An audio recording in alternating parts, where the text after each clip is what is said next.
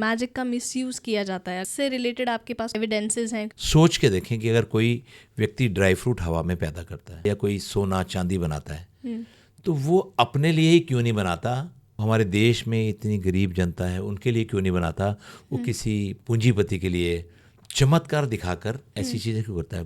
कोई बाबा अगर कहता है कि मेरे में शक्ति है और मैं आपका इलाज करके ठीक कर दूंगा, तो भाई वो ठीक डॉक्टर ही करेगा, वो आयुर्वेदाचार्य ही करेगा। तो ऐसा कोई लॉ नहीं है इंडिया में जो कार्यवाही करे और अगर कोई गलत साबित होता है तो जेल में भी डाले? मैं बहुत शुक्रिया अदा करता हूँ गवर्नमेंट ऑफ महाराष्ट्र का, जिन्होंने सबसे पहले ब्लैक मैजिक के ऊपर बिल पास किया।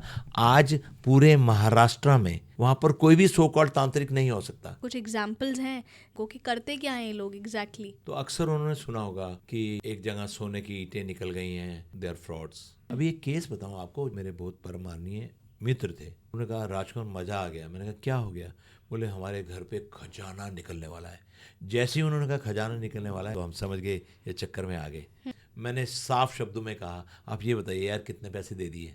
कहने 18 लाख रुपए मैं दे चुका हूँ। जो लोगों का डाउट होता है कि उसने मुझे हिप्नोटाइज कर दिया, उसने मुझे अपने वश में कर दिया, उसका क्या जवाब है आपके पास? नमस्ते everyone, welcome to the India's first magical podcast. आप सभी का स्वागत है to my very own new show call hocus pocus with Anchal, जहां पर हम बात करने वाले हैं बहुत सारे अमेजिंग गेस्ट से, एक्सपर्ट्स से, लीडर्स से, जो आप सबके समक्ष लेकर आएंगे नॉलेज, एक्सपीरियंस एंड ढेर सारी कहानियाँ। And of course, all of this is going to happen with a tint of magic in it. Me, being a magician, is going to perform magic with each and every guest. And you will see yourself getting amazed in our new segment called Magic Time, जो कि podcast के बीच में आने वाला है। तो मेरा बस ये कहना है कि बने रहिएगा। एंड आज के हमारे पहले गेस्ट हैं the most expensive illusionist in India. He is also the founder and director of Delhi school of magic. And you know what, जैसे मूवीज़ में ऑस्कर्स होता है और म्यूज़िक में ग्रैमी का खिताब होता है, वैसे ही मैजिक में एक बहुत बड़ा खिताब है जिसका नाम है Merlin, and he is Merlin award winner in 2015। He is also the first musician in India to actually represent India and go out and perform in a reality TV magic game show in Vietnam. और आज के podcast में हमने उनसे बहुत सारी बातें की हैं रिगार्डिंग मैजिक, कि मैजिक क्या सिर्फ एक इल्यूजन है या फिर एक स्किल है, एक लर्नेबल आर्ट है, और अगर है तो आप सब मैजिक कैसे सीख सकते हैं। हमने बात की है about careers in magic and हमने डिकोड किया है the oldest and the biggest magic scam in India.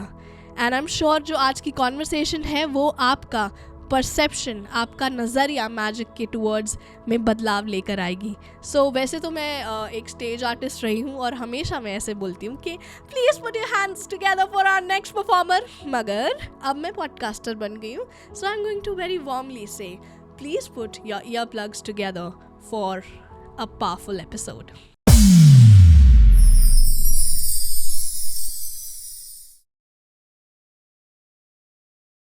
Namaste everybody, welcome to the first episode of Hocus Pocus with Anchal, and clearly this one is a very special episode. इसकी दो वजहें हैं। Number one, obviously ये first episode है of this amazing journey that I am starting, and second वजह ये है that we have a very special guest today on our podcast who happens to be an illusionist, and that illusionist happens to be my father. So Mr. Rajkumar, welcome on Hocus Pocus with Anchal. पापा, welcome on hocus pocus with Anchal. कैसे हो? मैं हमेशा ही ठीक रहता हूँ, हर हाल में ठीक रहता हूँ, हर समय ठीक रहता हूँ। करंट सेट ऑफ सब्सक्राइबर्स जो ये देख रहे हैं वो जानते हैं कि मैं आपकी बेटी हूँ, आप मेरे पिता हैं, और मेरी खुद की एग्जिस्टेंस भी और मेरे म्यूजिशियन होने की एग्जिस्टेंस भी आपसे है। सो एवरीबडी नोज दिस कि मैं आपकी बेटी हूँ।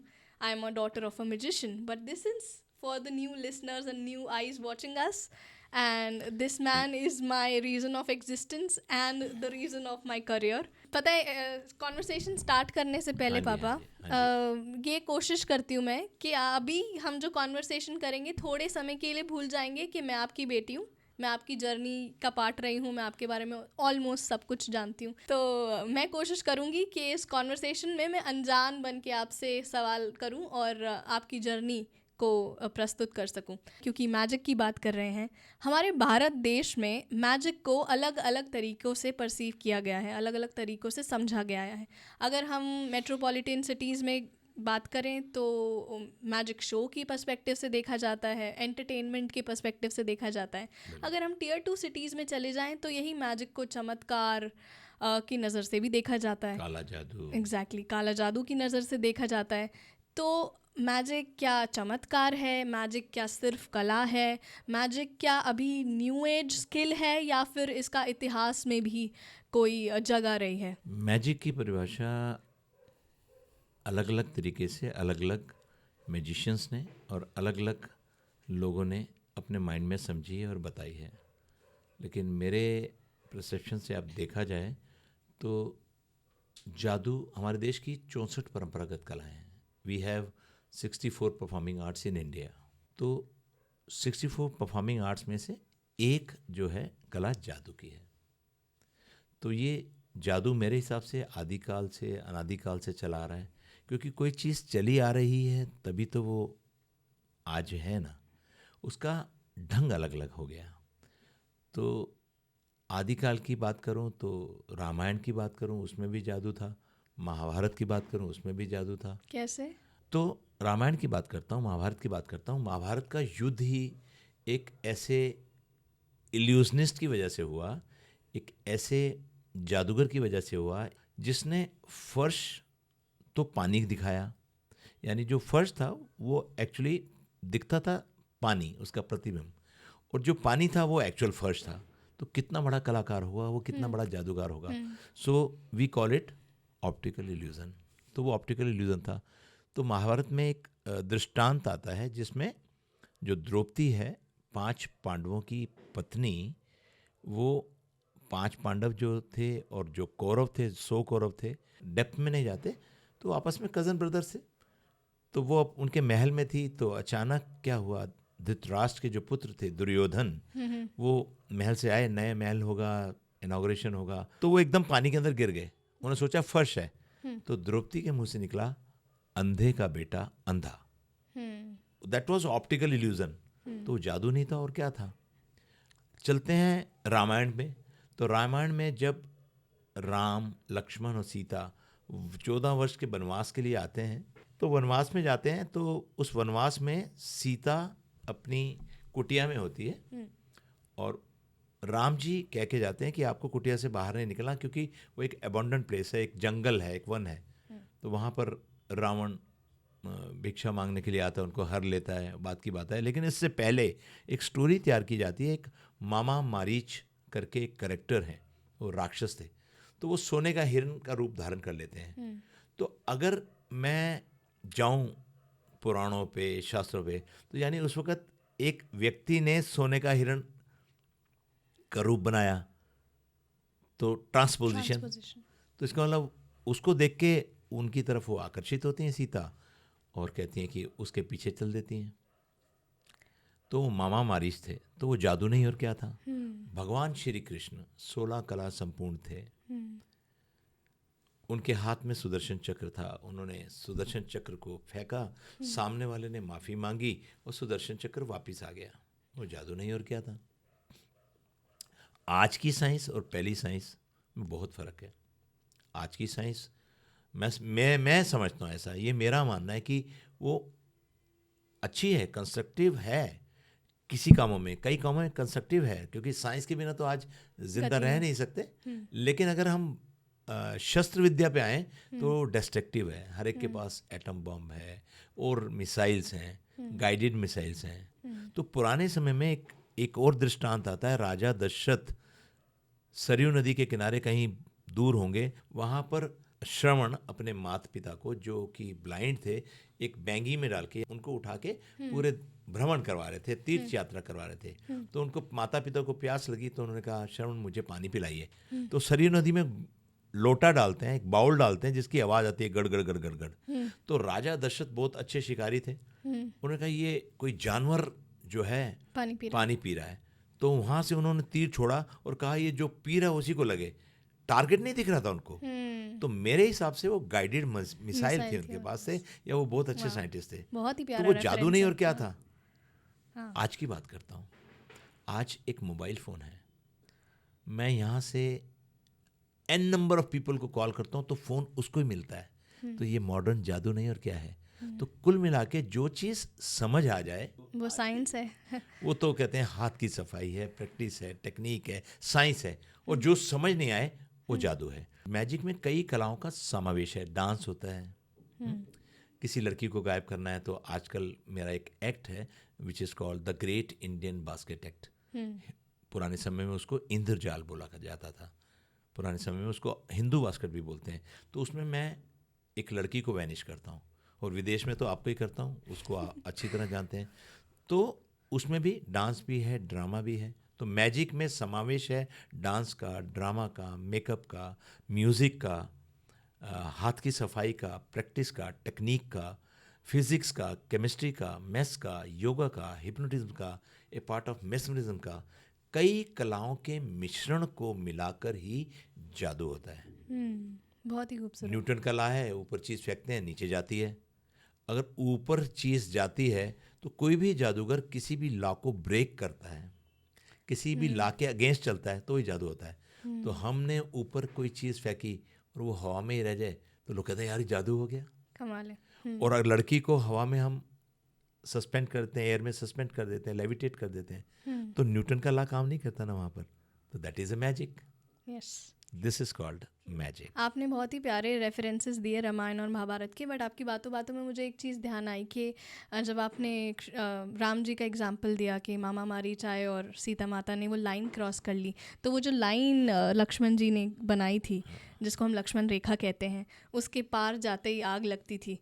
हाँ, अब देखिए ना, तो वो भी एक अब एग्जाम्पल मैजिक है। में हम स्पेशल इफेक्ट देते हैं। मैं जब इंडियन बास्केट एक्ट करता हूँ तो मैंने उसी रामायण से ही अडॉप्ट किया कि यार उस वक्त एक लाइन खींची कि इस लाइन से बाहर नहीं जाना, यू विल बी सेफ। तो कितनी ज़बरदस्त साइंस होगी कि अगर कोई उस लाइन के क्रॉस करेगा तो वो उसको आग लग जाएगी। और आज उसको बॉर्डर के अंदर इस्तेमाल किया जाता है कि जो लाइन है वो उसमें एक्सरे रेज जा रही हैं, लेज़र लाइट्स जा रही है कि कोई क्रॉस करेगा तो एकदम जल जाएगा या उसको कुछ ना कुछ शॉट लगेगा। बिल्कुल। तो वो भी हमने डेवलप किया, उसको, उस लाइन को डेवलप किया, उस लक्ष्मण रेखा को डेवलप किया, जिसको हम मैजिक में स्पेशल इफेक्ट बोलते हैं। बिल्कुल सही कहा आपने। बट ये बात रही मैजिक के एविडेंसेस की, या मैजिक इंडिया से ओरिजिनेट हुआ या नहीं हुआ।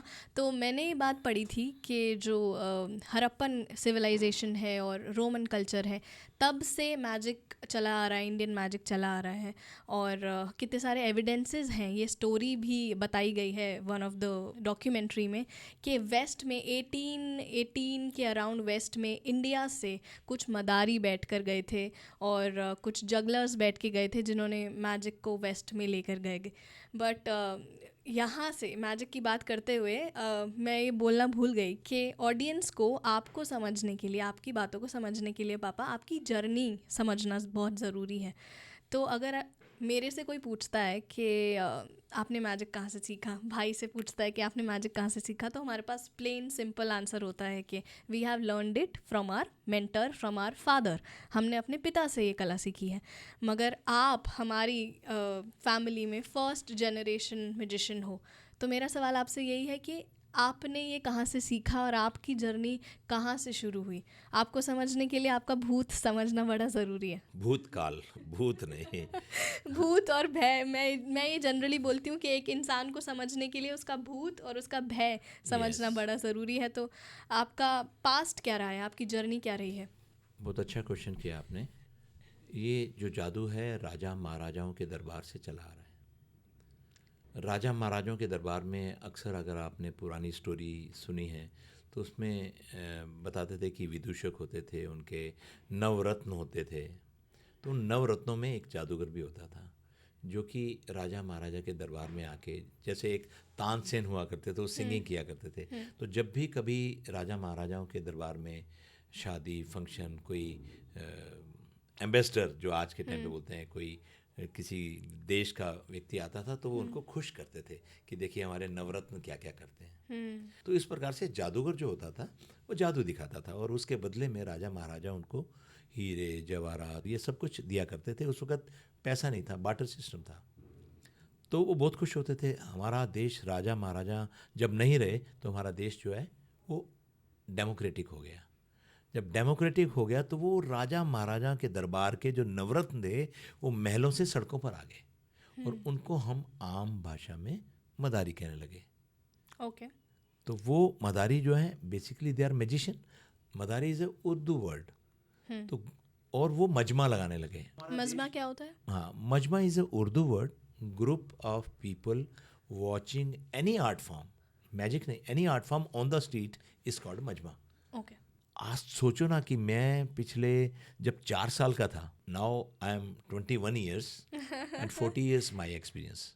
अक्सर जब लोग मेरी एज पूछते हैं तो मैं ये नहीं कहता मैं 61 साल का हूँ, मैं कहता हूँ 21 साल का हूँ और 40 साल मेरा एक्सपीरियंस है।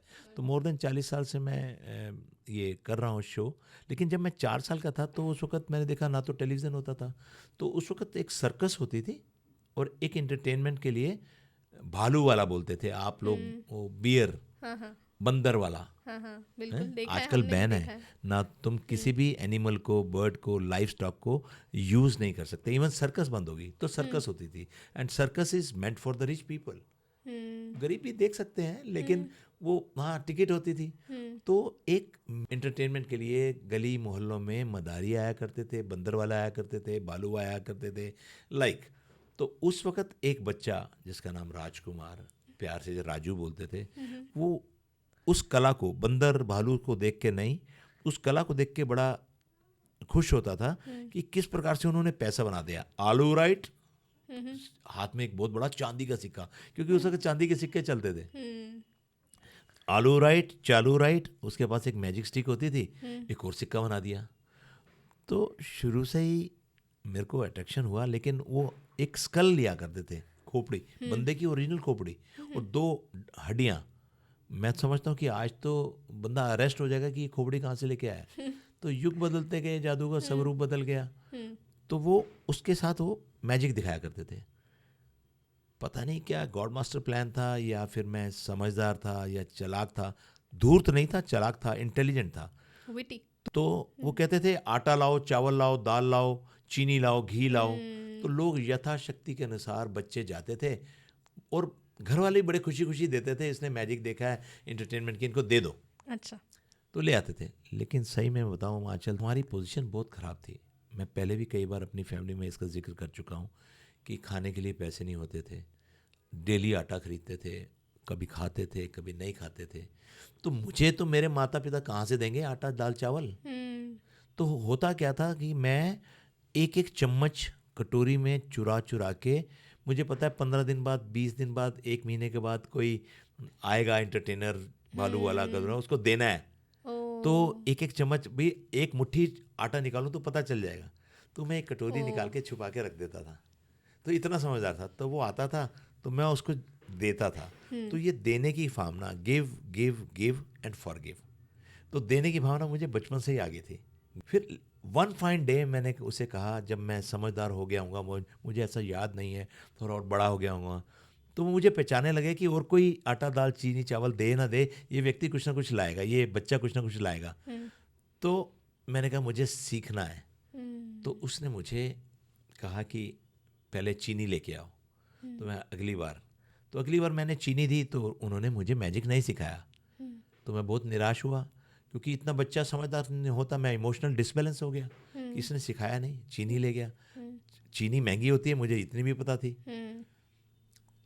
तो मैंने अगली बार उसको कुछ नहीं दिया। तो उसने कहा बेटा वो लेके आओ। तो मैंने कहा नहीं लाऊंगा, तूने मैजिक नहीं सिखाया। तो कहा नहीं मैं सिखाऊंगा। मैंने कहा पहले सिखाओ फिर लेके आऊँगा। तो उसने मुझे कहा कि सबको जाने दो। तो जब सब चले गए, मैं और मदारी और उसका जमूरा, जमूरा मीन्स असिस्टेंट, तो वो बैठे हुए थे। तो उन्होंने मुझे एक सिक्का गायब करना सिखाया। अब मेरे हाथ ही छोटे थे तो वो मेरे को जमा नहीं, लेकिन I came to know the secret. फिर उसने कहा अच्छा मैंने कहा जी मुझे वो दिखाओ जो आप कागज़ खाते हो ना और पूरा बाहर निकालते हो, जुड़ के कैसे निकलता है। तो वो न्यूज़पेपर जो होता था, अखबार होता था, वो भी विशेष तौर से उर्दू का, चलते होंगे उस वक्त, भारत देश आज़ाद हुआ था, उर्दू का न्यूज़पेपर लाते थे।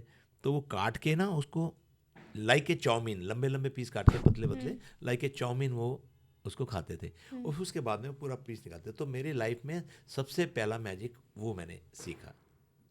फिर मैं एक जगह गया तो एक बाबा आया, उसने मेरे हाथ में एक सिक्का रखा और जब सिक्का रखा तो मेरा हाथ जलने लग पड़ा और मैंने हाथ खोला, मैंने कहा जल रहा है बाबा जी, हाथ जल रहा है। तो देखा तो एकदम पूरी भभूत उसके ऊपर आई हुई थी और उन्होंने लिया और टीका मेरे को लगा दिया। तो मैं बड़ा हैरान हुआ, मैं समझ गया ये कुछ ना कुछ जादू है। तो जब वो मदारी अगली बार आया, 15 दिन महीने में आया करते थे, तो मैंने पूछा कि ऐसे ऐसे हो गया। तो उसने बोला कि ये तो राजू जमूरे, ये तो वो चीज़ होती है, क्योंकि इसे गेम ऑफ सीक्रेट मैं बताऊंगा नहीं क्या चीज़ होती है, लेकिन जैसे मैंने बताया कि मैजिक में साइंस भी होता है। तो साइंस की एक चीज़ है ऐसी जिसको सिल्वर के ऊपर टच कर दिया जाए तो वो बर्न करना चालू हो जाता है और उसके अंदर ऐश निकलनी चालू हो जाती है, केमिकल रिएक्शन होता है।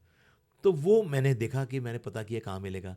तो मैंने अपने स्कूल से उस लैब में जाके दोस्ती की और मैंने उसका थोड़ा सा वो चीज़ ली और मैंने अप्लाई की तो वो सेम हो गई।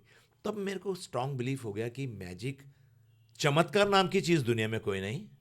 चमत्कार है हमारे ऋषि मुनियों के पास, चमत्कार है हमारे मेंटर के पास, लेकिन वो जो सो कॉल्ड गॉडमैन, सो कॉल्ड तांत्रिक जो हवा में से ड्राई फ्रूट पैदा करते हैं, हवा में से सोना पैदा करते हैं, हवा में से एन नंबर ऑफ चीज़ें पैदा करते हैं, वो चमत्कार नहीं है, वो एक हाथ की सफाई है। कोई लड्डू बना देना हाथ की सफाई है, वो प्रैक्टिस है, टेक्निक है।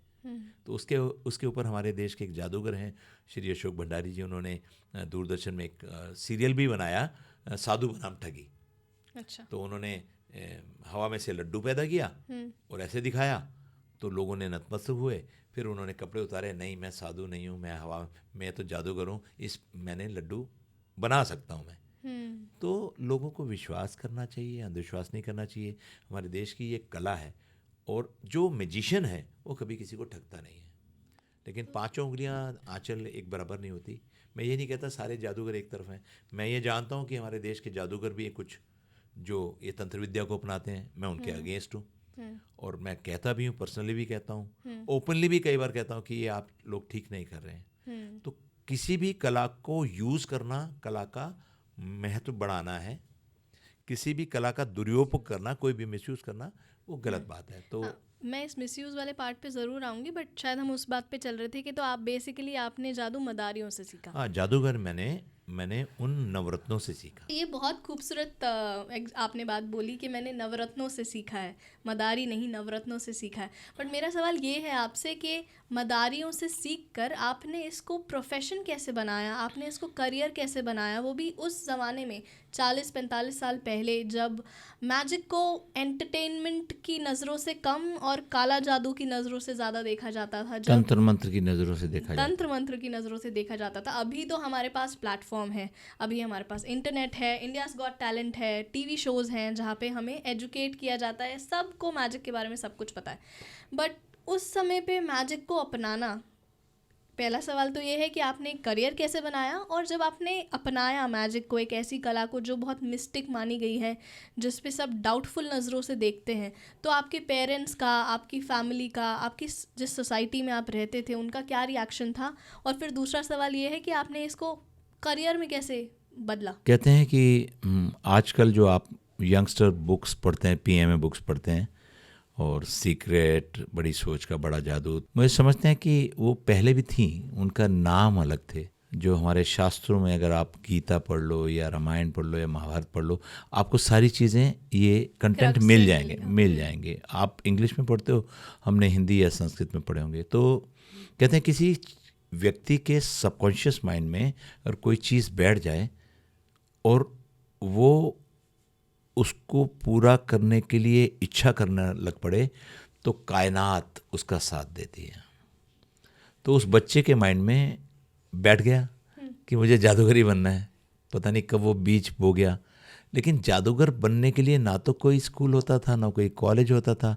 आज भी आपको कोई कला सीखनी है, डांस सीखना है, भरतनाट्यम सीखना है, कथक सीखना है, उड़ीसी नृत्य सीखना है, पंजाबी सीखना है, भांगड़ा सीखना है, गिद्दा सीखना है, शास्त्रीय संगीत सीखना है, मॉडर्न संगीत सीखना है, पॉप संगीत सीखना है, गिटार सीखना है, तो डिफरेंट संगीत की एकेडमीज़ हैं, पंजाबी एकेडमीज़ हैं, उर्दू विद्यालय हैं, सब कुछ सीख सकते हैं। तो हिंदुस्तान या इंटरनेशनल कोई भी आप कला सीखना चाहते हैं, कोई भी स्पोर्ट्स सीखना चाहते हैं, सब कुछ एकेडमीज़ आपको मिल जाएंगी। लेकिन अगर आप art of impossible, art of magic ये सीखना चाहते हैं तो कोई स्कूल, कोई कॉलेज, कोई संस्था नहीं होती थी। तो मेरे माइंड में आया why not to teach magic. तो बेसिकली मैंने ये मदारियों से सीखा। Then I met across with so many magicians of Delhi. उनमें जादूगर के.सी. पांडे हैं जिन्होंने अभी मैजिक के ऊपर PhD कर ली है, और मेरे माननीय सम्मानीय professor P.S. Jain ji, respected very elder and very senior musician Hemchand Jain ji, Ashok Bhandari ji, Karuna Shankar ji, Delhi के अशोक खरबंदा जी, कई म्यूजिशियन से मैं मिला। उनमें एक सीनियर म्यूजिशियन थे प्रोफेसर P.S. जैन जी, जो कि NDMC में इंजीनियर थे और साथ में जादूगर थे, और उनकी सोसाइटी थी बहुत पुरानी society, society of Indian musician. अच्छा। तो उन्होंने मुझे सबसे पहले ब्रेक दिया। मैं एक म्यूजिशियंस की मीटिंग में गया और मैं बड़ा अचंभित था, मैं सबसे जूनियर म्यूजिशियन था। और एक बार बच्चे लोग डायलॉग मारते हैं ना कि जिस स्कूल का मैं स्टूडेंट था उसी स्कूल का मैं प्रिंसिपल बन गया। तो एक समय आया, मैं उस सोसाइटी में एज ए सदस्य गया था, एज ए मेंबर गया था, और उसी सोसाइटी का मैं कभी जनरल सेक्रेटरी बन गया। तो वो दिल्ली की सबसे पुरानी सोसाइटी थी, वहाँ मैं म्यूजिशियन से मिला, और उन्हीं कड़ी में एक जादूगर थे प्रोफेसर KN शर्मा जी, जो दिल्ली के सीनियर मोस्ट म्यूजिशियन थे। वो ईस्ट दिल्ली में रहते थे, और वहाँ पर मैं उनके पास गया, और ये एक बहुत लंबी स्टोरी है एक्चुअली। तो वहाँ बेसिकली आपको मेदारियों के बाद म्यूजिशियंस की सोसाइटी का भी एक्सेस मिल गया, और फिर आपने वहाँ से सीखना शुरू कर दिया। बातों बातों में अभी आपने बताया ही अपनी बातों में कि कितने प्रकार के मैजिक होते हैं। तो अगर आप ये ऑडियंस के लिए थोड़ा सा देसी भाषा में एक्सप्लेन करो कि कितने टाइप के मैजिक होते हैं, और अब आप, क्योंकि अब आप एक इल्यूजनिस्ट हो, तो अब आपका शो कैसा दिखता है? जादू मुख्यतः 3 प्रकार का होता है। पहला है क्लोजअप जादू। फॉरेन में उनको क्लोजअप मैजिक को टेबल हॉपर बोलते हैं, मैजिशियन को। यानी वो किसी रेस्टोरेंट में, किसी फंक्शन में, किसी होटल में 1-to-1 मैजिक दिखाता है, जैसे मैं और आप बैठे हैं, या फिर ग्रुप टू ग्रुप मैजिक दिखाता है, एंड रोमिंग यानी रोम अराउंड करके मैजिक दिखाता है। उसको हम टेबल हॉपर बोलते हैं, क्लोजअप मैजिशियन बोलते हैं। आजकल इवेंट कंपनी उसको स्ट्रीट मैजिशियन, रोमिंग मैजिशियन कहने लग पड़े हैं। सेकंड है, जब किसी मैजिशियन को आप अपने घर पे हायर करते हैं बर्थडे पार्टी के लिए या किसी भी सोशल गैदरिंग के लिए उसको हायर करते हैं। मैजिशियन आता है, टेबल पर अपना सामान लगाता है, हाफ एन आवर का, 30 मिनट, 35 मिनट, 40 मिनट, 45 मिनट आपकी पेमेंट और उसकी आपकी इच्छा के अनुसार वो घंटे तक का शो करता है। उसको कॉन्जरिंग शो बोलते हैं। That show is meant for only 100 people, 200 people, क्योंकि वो बड़ा सामान नहीं रहता मैजिक का। अगर मैं एक कॉइन लूँ, स्टेज पे खड़ा होकर दिखाऊं, तो ऑडियंस जो पीछे बैठी है उसको दिखेगा ही नहीं कि मेरे हाथ में कॉइन है। कॉइन तो यहाँ दिखेगा ना आपके पास। Exactly. तो क्लोजअप मैजिक में क्लोजअप चीज़ें दिखाई जाती हैं, कॉन्जरिंग मैजिक में थोड़ी और बड़ी चीज़ें दिखाई जाती हैं। फिर उसके बाद एक स्टेप है जिसको बोलते हैं इल्यूजन शो। बेसिकली तीनों ही मैजिशियन है, वो भी मैजिशियन है, वो भी मैजिशियन है। जैसे आपने मुझे इल्यूजनिस्ट कहा, तो मैं भी मैजिशियन ही हूँ, लेकिन एक स्लैंग हो गया कि ये इल्यूजनिस्ट है, ब्रांच ऑफ मैजिक। यानी एक ट्रक सामान, 20-30 लड़के लड़कियों की team, of stage, on stage, sound, light और बड़ा लाइट एंड साउंड सिस्टम। जब वो एक टिकट शो करता है किसी भी ऑडिटोरियम को, हॉल को, या किसी टेंट में, जब एक म्यूजिशियन शो करता है और मासीज आके उसको देखती है, वो सिर्फ शो ही आके देखती है, चाहे वो टिकट शो, चाहे वो स्पॉन्सर शो, उसको इल्यूजनिस्ट बोलते हैं। तब मैं प्रोसेस तो यही करना पड़ेगा अगर किसी को ऊपर जाना है। उसमें फिर कई ब्रांचेज हैं। आजकल एक नई ब्रांचेज आई हैं। जितने भी यंगस्टर इंटेलेक्ट में बच्चे आ रहे हैं, जिनके ऊपर भाषा की कमांड है, उनकी लैंग्वेज की कमांड है, वो कॉर्पोरेट म्यूजिशियन बन गए हैं, जिसमें तुषार आप जानते हो, मेंटलिज्म, माइंड रीडिंग। सो एक नई ब्रांच है। ब्रांच तो पहले भी थी, लेकिन उसको कोई करता नहीं था। करता था तो अपना देसी स्टाइल से करता था कि मैं आपका दिमाग पढ़ लूँगा। लेकिन एक चीज़ बताऊँ आपको, आजकल सो कॉल्ड बाबा भी माइंड रीडिंग करते हैं। तो वो बेसिकली मैजिक की टेक्निक को मिसयूज़ कर रहे हैं। बिल्कुल ठीक। हम्म, देखो, मैं किसी भी कंट्रोवर्सी में नहीं जाना चाहूँगा क्योंकि बहस का विषय है। कई टेलीविज़न पे, कई चैनल्स पे कितने सो कॉल्ड तांत्रिक आए, कितने सो कॉल्ड गॉडमैन आए, हमने अपोज भी किया। लेकिन एक अकेला व्यक्ति या एक संस्था अपोज करे कुछ नहीं होता। ये काम शासन का है, प्रशासन का है। सो मैजिक एक ऐसी कला है आंचल, एक ऐसी कला है, with due respect to all the magician, all the art form, all the gurus, कि उससे बड़ी कोई कला ही नहीं है। मैं प्रूव करता हूँ आपको कि मीडिया के लोग, पत्रकारिता के लोग कहते हैं कि लता मंगेशकर की आवाज़ में जादू है, उड़न परी पीटी उषा के पैरों में जादू है, सुनील गावस्कर, सचिन तेंदुलकर के बैट में जादू है, आपकी लेखनी में जादू है, आंचल मिस ट्रेवल पॉटर के होकस पोकस के पॉडकास्ट में भी जादू है।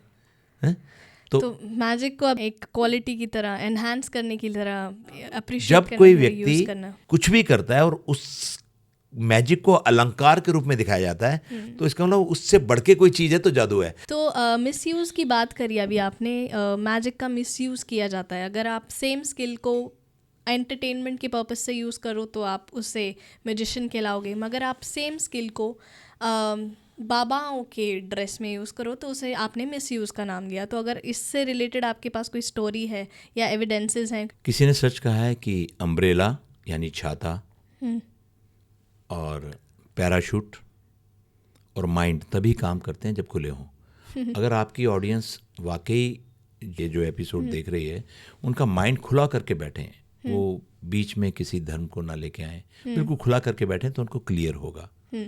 मेरा आपके दर्शकों से एक ही अनुरोध है, सोच के देखें कि अगर कोई व्यक्ति ड्राई फ्रूट हवा में पैदा करता है, ठीक है, या कोई सोना चांदी बनाता है, तो वो अपने लिए ही क्यों नहीं बनाता?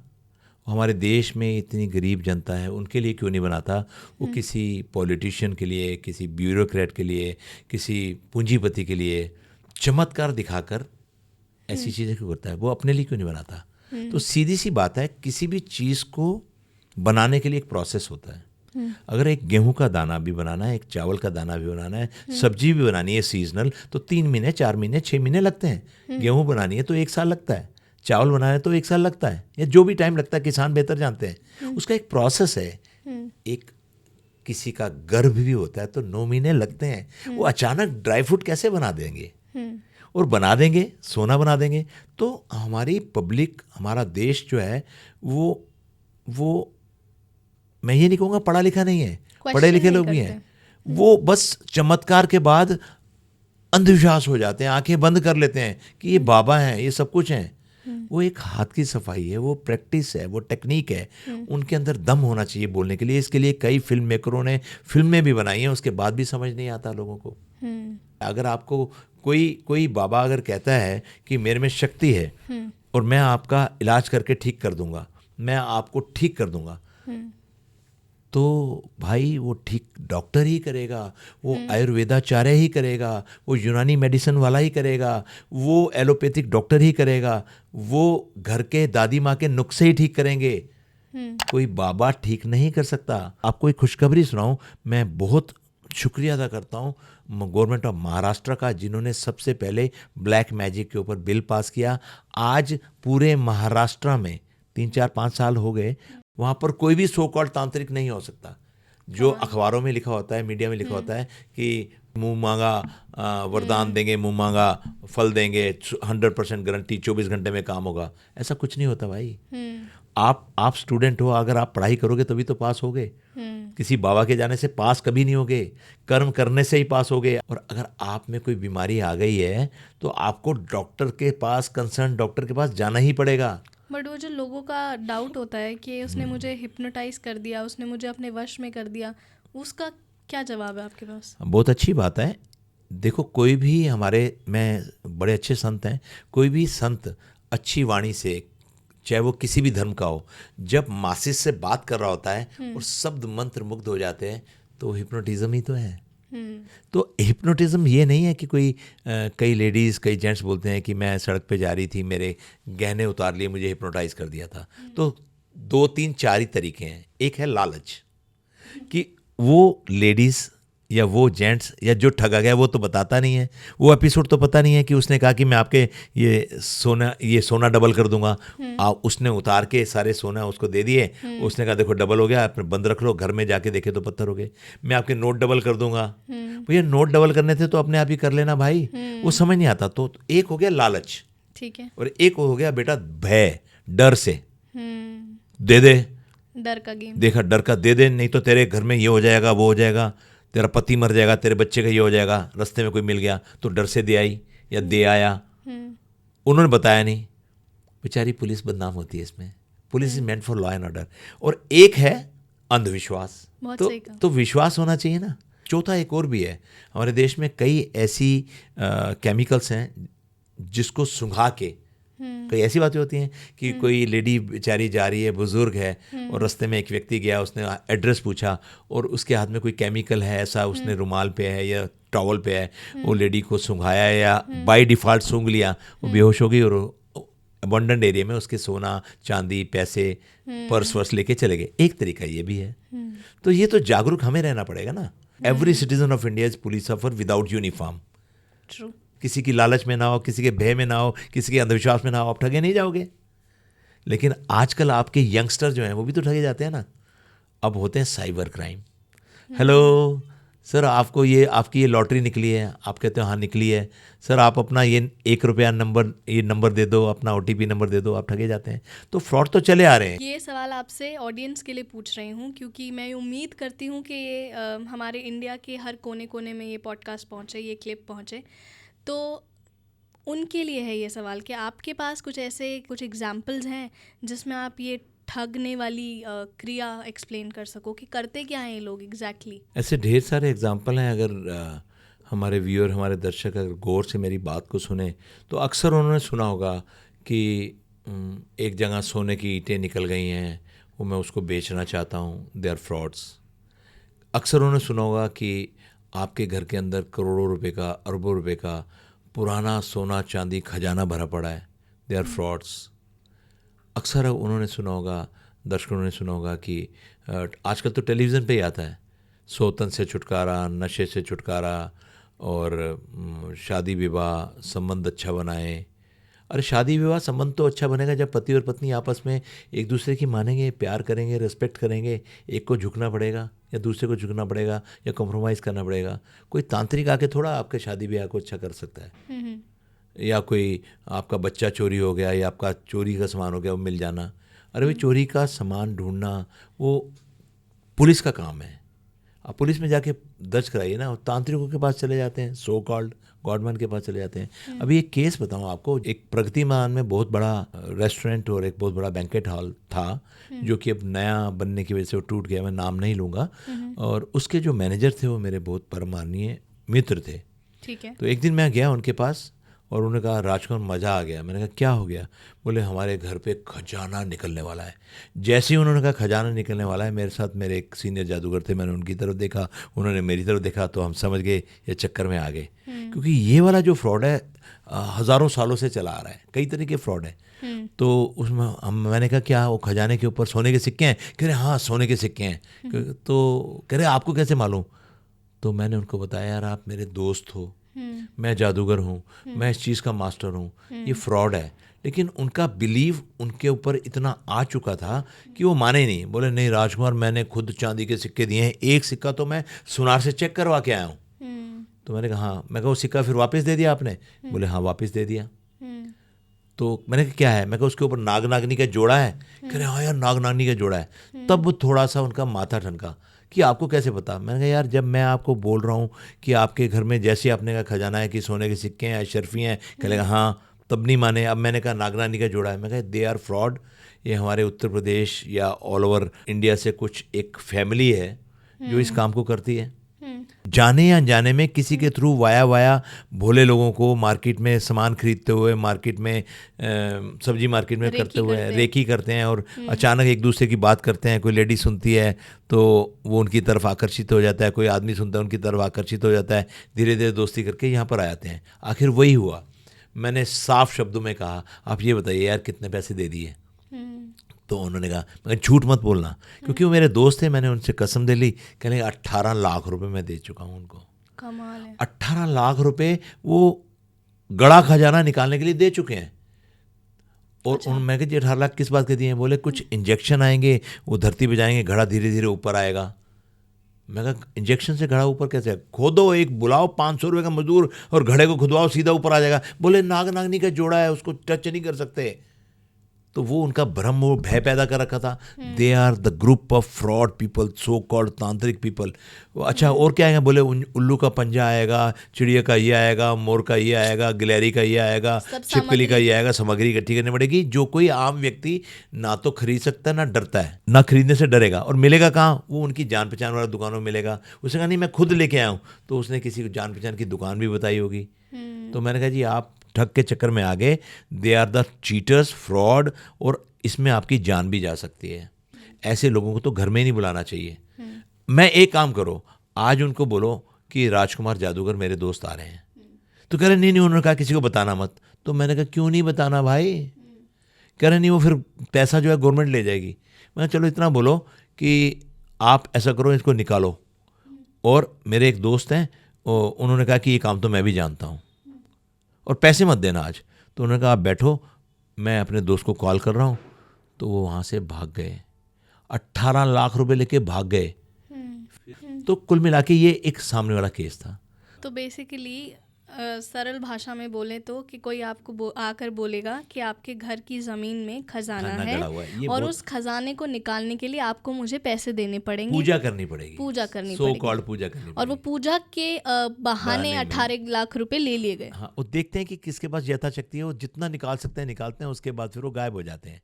अभी हाल ही में मेरे पास एक बच्चा आया सीखने के लिए, मॉडल टाउन से सीखने के लिए हमारे पास जादू सीख रहा था। और वो बच्चा मेरे से सीख रहा था, यही सेम स्टोरी उनके पास हुई। अभी आपने बातों बातों में बताया कि मेरे एक स्टूडेंट, तो इससे वो बात पे आते हैं कि मुझे बहुत अच्छे से पता है ये बात, क्यों कि पापा की हमेशा से आइडियोलॉजी रही है कि सिर्फ राजा का बेटा राजा नहीं बनेगा। मुझे ये बात कहते हुए बहुत प्राउड फीलिंग होती है कि जब मुझे मैजिक सीखना था तब भी मुझे आपने इतनी आसानी से मैजिक नहीं सिखाया। आपने मुझे टेस्ट किया कि मैं मैजिक सीखने लायक हूँ या नहीं, या मेरा प्रॉपर इंटरेस्ट है या नहीं। जस्ट बिकॉज मैं आपकी बेटी हूँ इसकी वजह से मुझे मैजिक नहीं सीखने को मिलेगा। इतना इजी एक्सेस नहीं था। आपके बेटी होने के बावजूद भी घर में 24 घंटे मैजिक होने के बावजूद, सीक्रेट्स पता होने के बावजूद, आपको प्रैक्टिस करते देखने के बावजूद, आपके शो का पार्ट बनने के बावजूद भी मुझे मैजिक के बारे में ज़्यादा नहीं पता था। और बल्कि भाई एक ऐसा इंसान है जिसने 3 साल की 3.5 साल की उम्र में मैजिक करना शुरू कर दिया। बट मैं एक ऐसी इंसान हूँ जिसने magic towards very late of हर स्कूल के बाद शुरू किया। स्कूल 11th-12th में मेरे को इंट्रोड्यूस करा गया मैजिक से। तो ये जो आपकी आइडियोलॉजी है कि सिर्फ राजा का बेटा राजा नहीं बनेगा, और जो भी मैजिक सीखना चाहता है वो मैजिक मुझसे सीख सकता है, मैं चाहती हूँ इस बारे में आप बताओ। देखिए, जैसे मैंने बताया कि मेरे समय में मैजिक सीखने में बहुत दिक्कत थी, तो मैंने माइंड में बना लिया कि मैं लोगों को मैजिक सिखाऊंगा, क्योंकि मैं इस कला को साथ लेके मरना नहीं चाहता। तो जो कला मैंने सीखी है मैं उसको बांटना चाहता हूँ। जिस कला को बांटा नहीं जाएगा वो कला लुप्त हो जाएगी या मर जाएगी, सीधी सी बात है। इसीलिए मैजिक को हिंदुस्तान में मिस्टिक और हे नज़र से देखा जाता था। मैं इतना स्मार्ट था, चालाक नहीं था, स्मार्ट था, कि मेरी जब शादी हुई तो उस वक्त 35 साल पहले, 36 साल पहले अगर कोई पूछता कि लड़का क्या काम करता है, लड़की मुझे किसी ने देनी नहीं थी, मेरी शादी नहीं होनी थी अगर मैं बोलता जादूगर है, क्योंकि जादूगर कोई प्रोफेशन नहीं था, अनऑर्गेनाइज्ड सेक्टर में आता है। तो मैं मोहन मिकिन में काम करता रहा। लड़का क्या करता है? मोहन मिकिन में अकाउंटेंट है। Although I was not at all accountant, I was just a simply accounts assistant. आम भाषा में उसको क्लर्क बोलते हैं। तो मैं अकाउंट्स असिस्टेंट था, लेकिन बुजुर्ग को बोलो ना अकाउंटेंट, अकाउंट्स असिस्टेंट, उनको समझ नहीं आती। वो लड़का अकाउंटेंट है जी। अकाउंटेंट के चक्कर में मेरी शादी हो गई। और मैंने आपकी मम्मी से जब कहा 1 महीना हो गया, तो मैंने कहा, वो कहने लगी आपको ऑफिस नहीं जाना? तो मैंने कहा मजाक में, कौन सा ऑफिस? कहने लगी वही मोहन मिकिन। मैं जी कैसी मोहन मिकिन? बोले आप जॉब नहीं करते? मैंने कहा मैंने आपसे बात करनी है। तो कहते हैं ना कि हर अच्छे इंसान के पीछे, हर सक्सेसफुल इंसान के पीछे एक औरत का हाथ होता है, चाहे वो माँ हो, बहन हो, औरत हो। तो सबसे पहले मेरे माता पिता ने, जैसे आपने पहले पूछा, मेरे माता पिता ने कहा कि आप किस चक्कर में पड़ गए हो, तो मैंने अपने पिता को जादू करके दिखाया, उनको सिखाया, वो बहुत खुश हुए। वो मुझसे जादू सीखते थे, तो उन्होंने कहा नहीं नहीं तू कर। तो मेरी माता ने कहा तू कर, अच्छा काम है कर, इसमें तंत्र मंत्र तो नहीं है ना? मैं कहा नहीं है। तो सबसे पहले मेरे माता पिता ने प्रमोट किया। तो मैसेज ये है कि आपका बच्चा कुछ भी करता है, दर्शकों के लिए आपको चेक करना चाहिए, शक नहीं करना चाहिए बच्चा क्या कर रहा है, और उस पर छोड़ना चाहिए ना, बच्चे का बचपना नहीं छीनना चाहिए। अगर वो किसी फील्ड में आगे जा सकता है। मुझे अच्छी तरह याद है, मेरे कुछ रिश्तेदार ताना मारा तक करते थे, सारे नहीं, कुछ रिश्तेदार, कि आपका बेटा मदारी बन गया है, तू मदारी है। तो हर काम में बड़ा और छोटा होता है, बड़ा है तो बाटा, छोटा है तो मोची, बड़ा है तो टाटा, छोटा है तो लोहार, बड़ा है तो 5 स्टार होटल, छोटा है तो ढाबा, तो बड़ा है तो मैजिशियन, इल्यूजनिस्ट, छोटा है तो मदारी। ये आपके ऊपर तय है कि आप किसी चीज़ को, छोटा और बड़ा मेरी नज़र में कुछ नहीं है, मदारी भी उतना बड़ा है। आज जो स्ट्रीट म्यूजिशियन दिखाते हैं वो मैं कर नहीं पाता हूँ। They are the masters, they are the gurus of India, they are the Navratna. लेकिन अगर वो खुद सोचें कि हम छोटे हैं तो वो छोटे ही हैं। तो उस काम को फर्श से दोबारा अर्श पर लेके आना मेरा काम था। मुझसे पहले और भी म्यूजिशियन थे, लेकिन उन्होंने मैजिक सिखाया नहीं। वो मुझे भी, मेरे साथ भी मेरी मैजिक कम्युनिटी नाराज़ हो गई कि आप मैजिक क्यों सिखाते हो। जितने लोग मैजिक माइंडेड होंगे, जितने लोग मैजिक सीखेंगे, जितने लोग मैजिक लवर होंगे, तभी तो उनका शो ज़्यादा चलेगा, तभी तो घर घर में जादूगर आएंगे, तभी तो टिकट मैजिशियन पहुंचेंगे, जब जादूगर के बच्चे पहुंचेंगे या फैमिलीज पहुंचेंगी। तो हमें मैजिक माइंडेड करना है लोगों को। अगर आज देश का कोई कलाकार, जैसे अमिताभ बच्चन जी की एक फिल्म बनी जादूगर, वो KS रमेश हैं, जादूगर बेंगलोर के, तो उन्होंने उनको ट्रेनिंग दी, शाहरुख खान को उन्होंने ट्रेनिंग दी, बहुत अच्छे जादूगर हैं। और ऐसे ही समीर पटेल हैं जो मेरे फैंटास्टिक 4 के पार्टनर थे, वो आमिर खान की एक फिल्म में आए। तो जब सीक्रेट सुपरस्टार में, तो जब जादू को कोई फिल्म स्टार, कोई एक्टर, कोई पूंजीपति, कोई पॉलिटिशियन, कोई जुडिशरी का, कोई IAS ऑफिसर, कोई IPS ऑफिसर सीखेगा, तो मैजिक अपलिफ्ट नहीं होगा, तो मैजिक अपलिफ्ट होगा। तो मैजिक को अपलिफ्ट करना मेरा काम था। जब आप किसी को ये कला बांटते हो, क्योंकि ये कला बहुत इंटरेस्टिंग है, ये कला सीक्रेट्स से जुड़ी हुई है, और इस कला का मिसयूज़ भी हो सकता है, जैसे कि आपके शब्द होते हैं सुपात्र और कुपात्र। तो मैं चाहती हूँ आप उस बारे में बात करो, जब आपने ये डिसाइड किया कि मुझे ये कला बांटनी है। देखिए, अगर हम भूतकाल में जाएं, पीछे जाएं, तो पहले जितने भी हमारे स्कूल्स थे, कॉलेज थे, विद्यालय थे, उसमें गुरुकुल थे, उनको गुरुकुल बोलते थे। गुरु, जहाँ गुरुओं का कुल हो वहाँ गुरुकुल थे। तो वहाँ पर पूरे गांव के बच्चे पढ़ने लिखने आते थे। तो वहाँ पर कोई पैसे का सिस्टम नहीं था। तो गुरु निष्भाव से अपनी कला, जो भी उनके पास थी, टीचिंग्स थी, वो बच्चों को देता था, और अंत में उनको गुरु दक्षिणा दी जाती थी यथाशक्ति के अनुसार।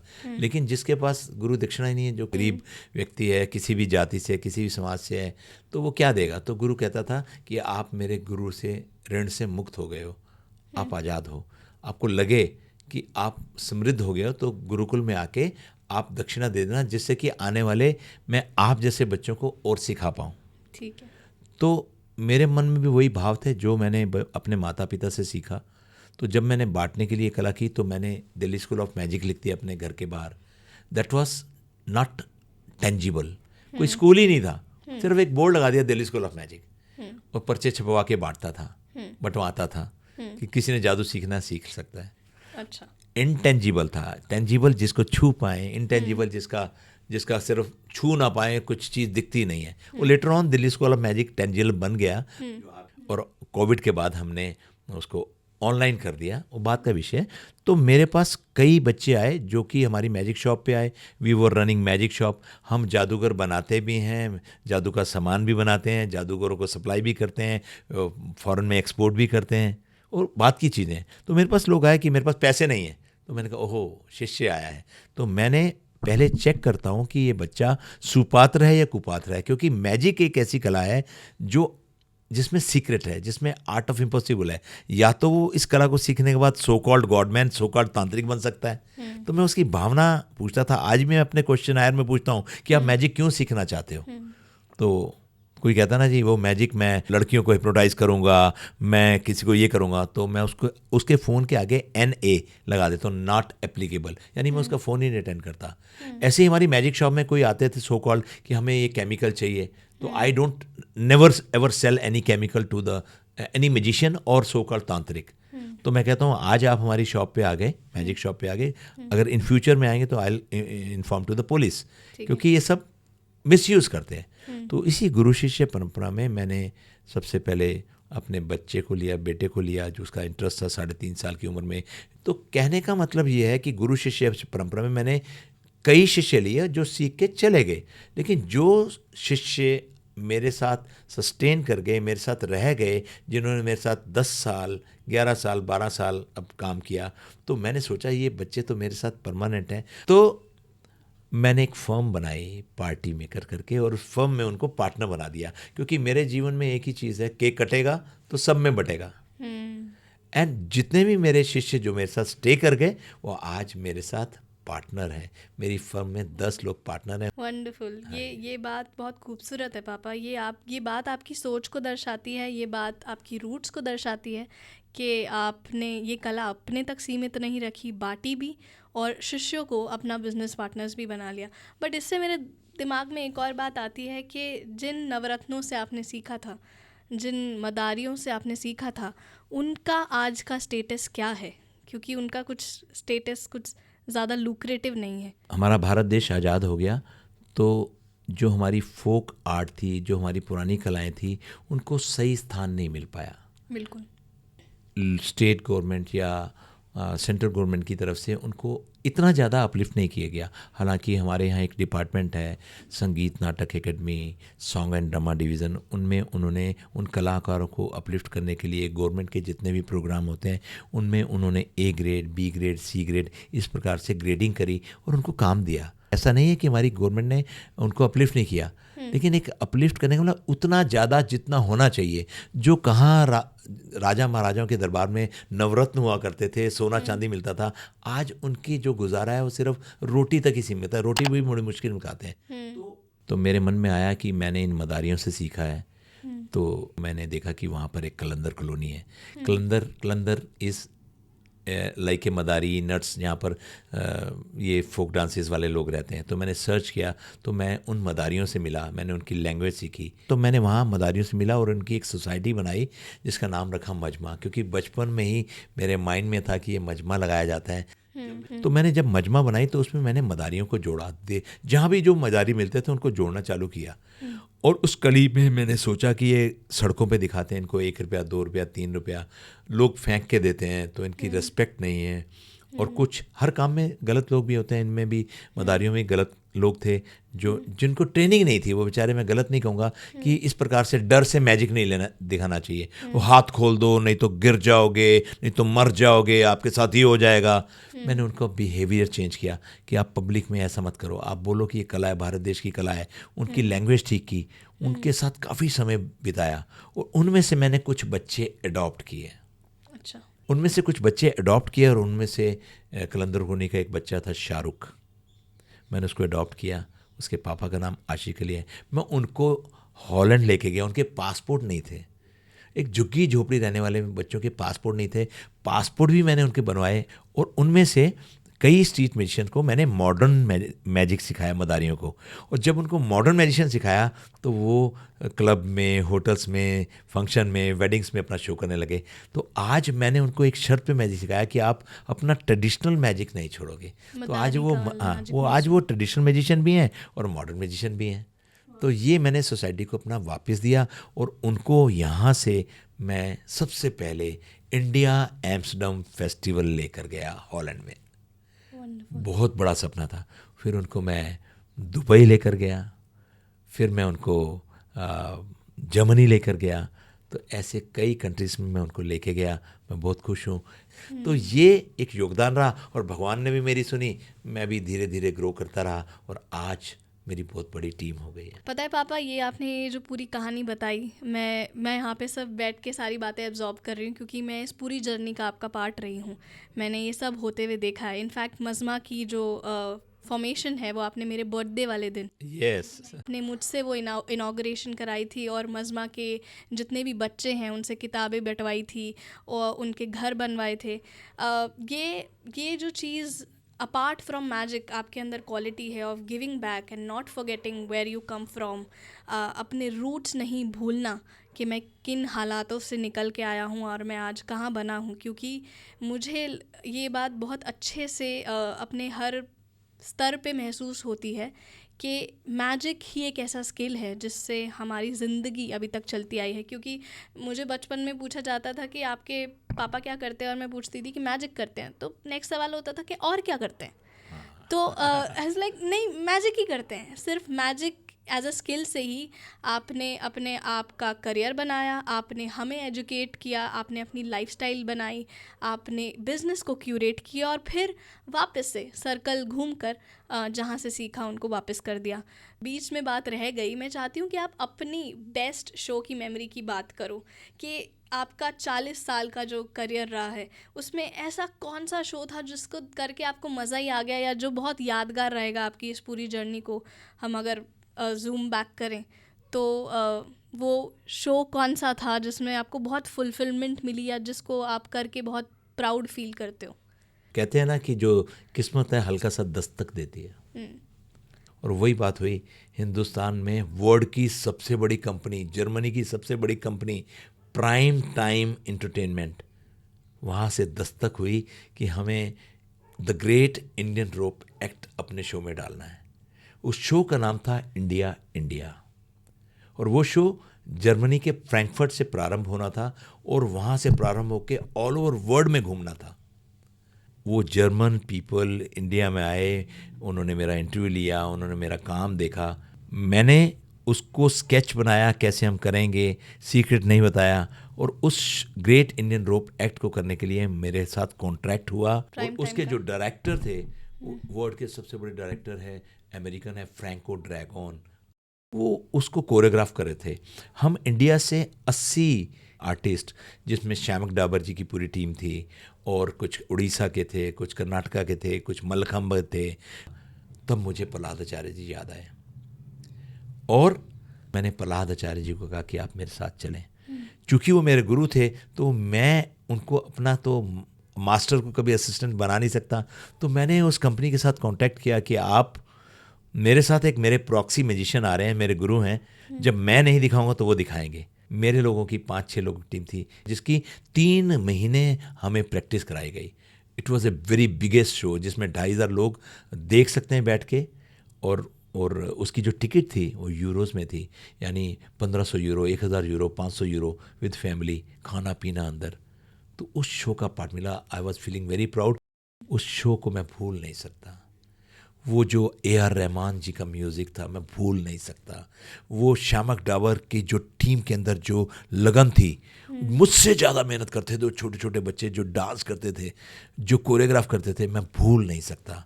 एक एक कला मैं समझता हूँ दे आर मास्टर्स थे। जो 80 लोगों की टीम, 80-85 लोगों की टीम थी, मैं उनको कभी भूल नहीं सकता। वो मेरा शो ज़िंदगी का सबसे बेहतरीन शो था। नाम था India India. I think history में लिखा गया वो आपका नाम उस शो में, और मैं बहुत बहुत ज़्यादा खुश हूँ, क्योंकि नॉट जस्ट बिकॉज वो आप उसका पार्ट हो, बट ऑल्सो बिकॉज कि वो शो इतना ज़्यादा कल्चरली रिच था, रिप्रेजेंटिंग इंडिया, और हमारे one of the best directors, best musicians, best dancers, और वो इतना वेल कोरियोग्राफ्ड शो था। आई रियली विश कि वो वापस आ जाए। इससे एक स्टोरी याद आई मुझे कि ऑडियंस के रेफरेंस के लिए है कि चाइना में एक फेस्टिवल हो रहा था। जैसे इंडिया में अब हमारा न्यू ईयर हम अप्रैल में मनाते हैं, वैसे चाइनीज़ माइथोलॉजी के हिसाब से चाइनीज़ अपना न्यू ईयर फरवरी में मनाते हैं, स्प्रिंग फेस्टिवल।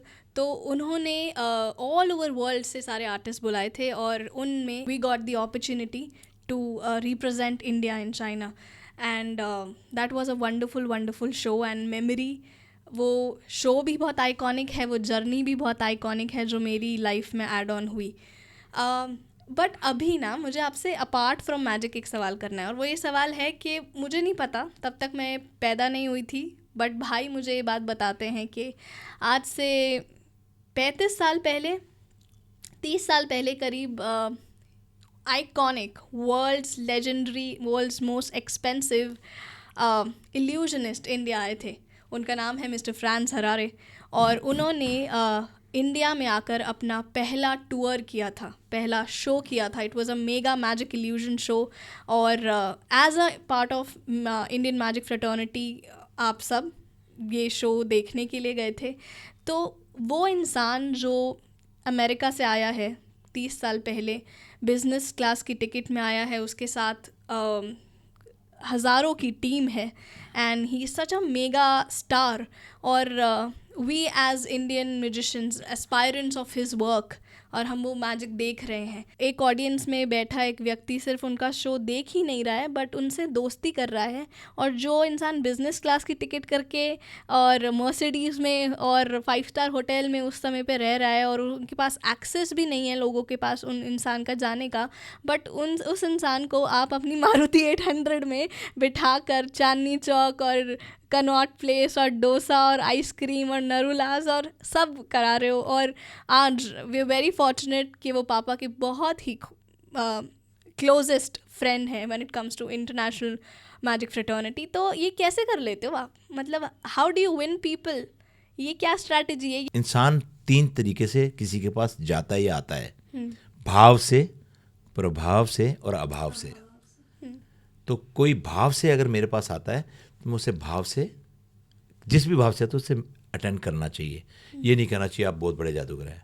प्रभाव से आता है कि यार ये तो बहुत बड़े जादूगर हैं, तो अपना प्रभाव नहीं दिखाना चाहिए, उसको वैसे ही सादे तरीके से मिलना चाहिए. और कोई अभाव से आता है, जैसे गुरु शिष्य परंपरा है कि मेरे पास पैसे नहीं है, मैजिक सीखना चाहता हूँ, तो अभाव है, पूरा कर दो, क्योंकि आप में तो जैसा शक्ति है. तो ये एक 3 चीज़ें हैं. और जब वो फ्रांस हरारे का जब हमने शो देखा, the great mega illusionist France Harare, he perform for the biggest company of India, TVS, I remember. Thanks to Professor Rajkumar of Bangalore, who invited me to that show. And when we met as a magician, as a team of magicians, तो सब अपना अपना एक close up magic दिखा रहे थे. ठीक है. तो मैंने भी उनको एक क्लोजअप मैजिक दिखाया. तो जो मैंने उनको क्लोजअप मैजिक दिखाया, उनको बहुत पसंद आया. जब बहुत पसंद आया तो उन्होंने मुझे कहा कि मुझे आपसे मिलना है. फ्रांस हरारे का मैं शुक्रिया अदा करता हूँ. मेरी ज़िंदगी वहाँ से चेंज हुई, क्योंकि उन्होंने मुझे, आज हिंदुस्तान में भी, आज की डेट में भी कोई बैक टूर नहीं कराता कोई भी जादूगर, बिकॉज आप जानते हैं कि जादू जो है गेम ऑफ सीक्रेट है. Yes. तो उन्होंने मुझे सबसे बड़े शो में बैक टूर कराया. इतना ही नहीं, when he got the contract of kingdom of dream, जो इंडिया का सबसे मैं बड़ा. ऑडियंस को ये बता दूं कि बैक टूर से पापा का मतलब है, हम जनरली ये कहते हैं, if an audience watches a magician from the front, it's called entertainment, but if an audience watches the magician from behind, it's called education. तो obviously no one has the access to a magician's back behind the stage. किसी के पास उसका access नहीं होता है, यानी बहुत बड़ी बात है कि वो आपको अपने स्टेज के पीछे लेके गए. I think Franz Harary sir has been extremely instrumental when it comes to हमारी updation, when it comes to हमारी इनोवेशन इन मैजिक. वो एक ऐसे कड़ी रहे हैं इंटरनेशनल म्यूजिशियन और इंडियन म्यूजिशियन के बीच में, और हमारी ग्रोथ का बहुत बड़ा कारण बने हैं. So he has been truly instrumental in our growth of magic. When it comes to Indian magic fraternity and when it comes to international magic fraternity, I think अच्छे लोगों का साथ रहा, अच्छे गुरुओं का साथ रहा, इंटेलेक्ट माइंड्स का साथ रहा, तो हम ये जर्नी यहाँ तक पहुँच पाए हैं. मैं सबका तहे दिल से शुक्रिया अदा करता हूँ. और गुरुज़ की लिस्ट में तो अनगिनत है कि अगर मैंने किसी बच्चे से भी सीखा है तो मैं उसको गुरु मानता हूँ. और कई लोग मुझे कहते हैं कि आप सेल्फ मेड हो, तो कोई भी इंसान सेल्फ मेड नहीं होता है. उस सेल्फ मेड के इंसान के पीछे कितने लोग होते हैं. उसके माता पिता होते हैं, उसके भाई बहन होते हैं, उसके सच्चे दोस्त होते हैं, उसके रिश्तेदार होते हैं, उसके स्पॉन्सर्स होते हैं जिस वक्त उसको ज़रूरत होती है. तो वो सेल्फ मेड कैसे हो सकता है? कहते हैं 1 + 1 = 11, बट 1 + गॉड इज़ इन्फिनिटी. तो मेरे साथ भगवान है. मेरी ये जर्नी मैं बिल्कुल साफ देखता हूँ. मैं दिल से शुक्रिया अदा करता हूँ ओमनी प्रेजेंट का, सुपर नेचुरल पावर का, परमपिता परमेश्वर का. जो जिसको जो मानता है वही जो सर्वशक्तिमान है, जो इनविजिबल है, कुछ ना कुछ तो शक्ति है जो इस पूरे संसार को चला रही है। तो मैंने अपने सवाल का जवाब मैं खुद देती हूँ, और वो ये है कि जब मैंने आपसे पूछा what is your secret of winning people's heart, तो आई थिंक मेरा वर्जन ये है, जितना मैं आपके साथ रहकर समझ पाई हूँ आपको, वो ये है कि आप ना बहुत रिलेटेबल हो। आप किसी भी इंसान से मिलते हो तो आप उसको अपना बना लेते हो, और वो आपके रिलेटेबिलिटी जो फैक्टर है आपके कंडक्ट में, आपकी पर्सनालिटी में, जैसे आप किसी से मिलते हो, किसी जैन समाज से मिले तो आप जैन समाज के इतने रेफरेंस देते हो, इतनी बातें करते हो कि उनको लगता है ये मेरा ही जैनी भाई है। आप किसी आर्मी ऑफिशियल से मिलते हो, आप किसी डीपीएस, किसी ब्यूरोक्रेट से। मैंने आपके साथ रहकर सीखा कि आप हर वर्ग के लोगों के, हर प्रोफेशन के लोगों के बारे में जानते होते हो, कि अगर आज मुझे कोई आर्मी ऑफिसर मिलेगा तो शायद मुझे उनके बारे में इतनी नॉलेज नहीं होगी, तो I stay quite in some places जहाँ मुझे नॉलेज नहीं है, मैं वहाँ नहीं बोलूँगी। बट आप हर वर्ग के लोगों से मिलते हो, हर प्रोफेशन के लोगों से मिलते हो, और बहुत जल्दी उनसे रिलेट करने लग जाते हो, और बहुत जल्दी उन्हें आप अपना बना लेते हो, और लोग आपको प्रेज़ करते हैं। तो जब मुझे ये बोला जाता है ना कि अरे आप राजकुमार जी की बेटी हो, तो मुझे ये भी बोला जाता है कि आप म्यूजिशियन राजकुमार जी की बेटी हो, बट मुझे ये ज़्यादा बोला जाता है कि अरे आप राजकुमार जी की बेटी हो, अरे क्या इंसान है यार वो। तो वो ज़्यादा बड़ा कॉम्प्लीमेंट होता है मेरे लिए, क्योंकि more than your x factor of being a musician, आपने अपना एक्स फैक्टर, अपनी पर्सनालिटी को बनाया हुआ है, जो कि मुझे लगता है कि आपका मैजिक में भी दिखता है, जो कि आपके जर्नी में भी दिखता है। तो ये तो रही आपकी बात, ये आपकी जर्नी की बात रही। बट इस शो का जो फॉर्मेट है, क्योंकि ये पहला एपिसोड है इस पॉडकास्ट का, और इस शो का फॉर्मेट ये है कि with every guest I am going to perform magic. Obviously we have hocus pocus which has a tint of magic in it, and ये फॉर्मेट रहने वाला है कि मैं हर गेस्ट के साथ मैजिक परफॉर्म करने वाली हूँ। बट मैंने सब कुछ आपसे ही सीखा है, तो मैं आपको क्या दिखाऊं, ये बड़ा सवाल था। तो रादर आपको कुछ दिखाने के लिए मैंने एक वीडियो बनाई है जो मैंने आपको डेडिकेट किया है, तो मैं आपको दिखाती हूँ। तो पापा, मैं आपके लिए एक वीडियो डेडिकेट करने जा रही हूँ, मैं चाहती हूँ आप इसे देखो। As this is the very first video of my podcast, I am dedicating this little act to my mentor that you will see now.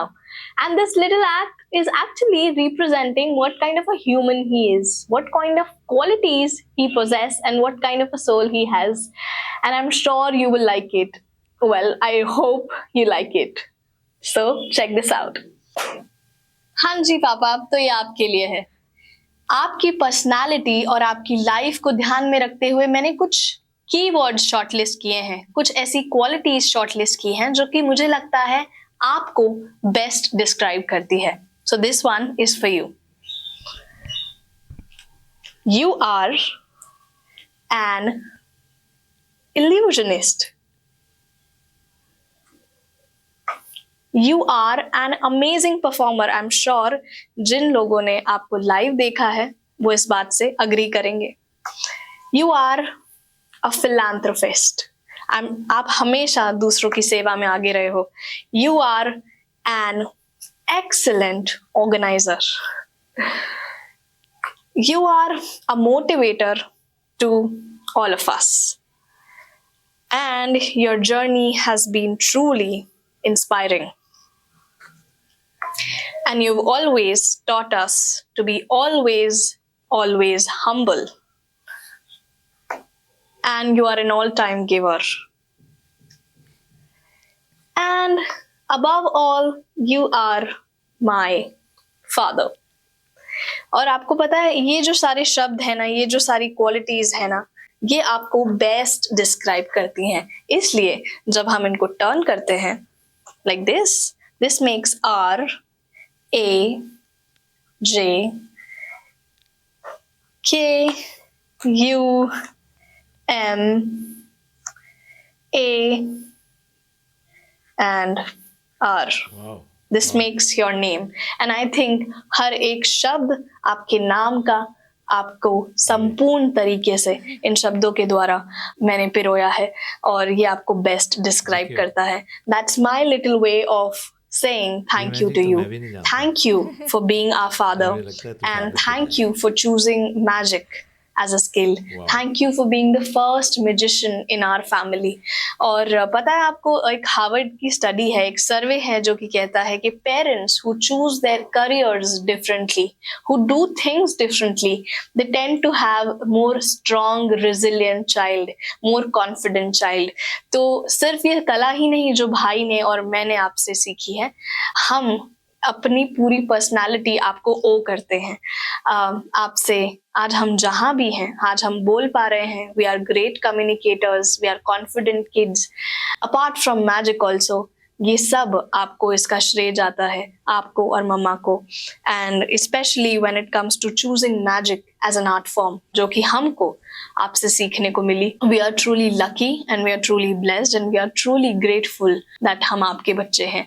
And that's our little way of saying thank you पापा। In fact ये जो hocus focus का concept है, ये जो एक नई चीज मैं शुरू करने वाली हूँ आपके आशीर्वाद से, आपकी ब्लेसिंग से, इसका नाम भी आपने सजेस्ट किया था, तो इसका नाम करता वो भी आप हो, तो थैंक यू पापा। डिजाइन भी मैंने पेंसिल से बनाया था। डिजाइन मैंने बनाया था। अब तूने बनाया था? हाँ, डिजाइन मैंने बनाया था, यार नाम मैंने आपने कुछ दिया बनाया था।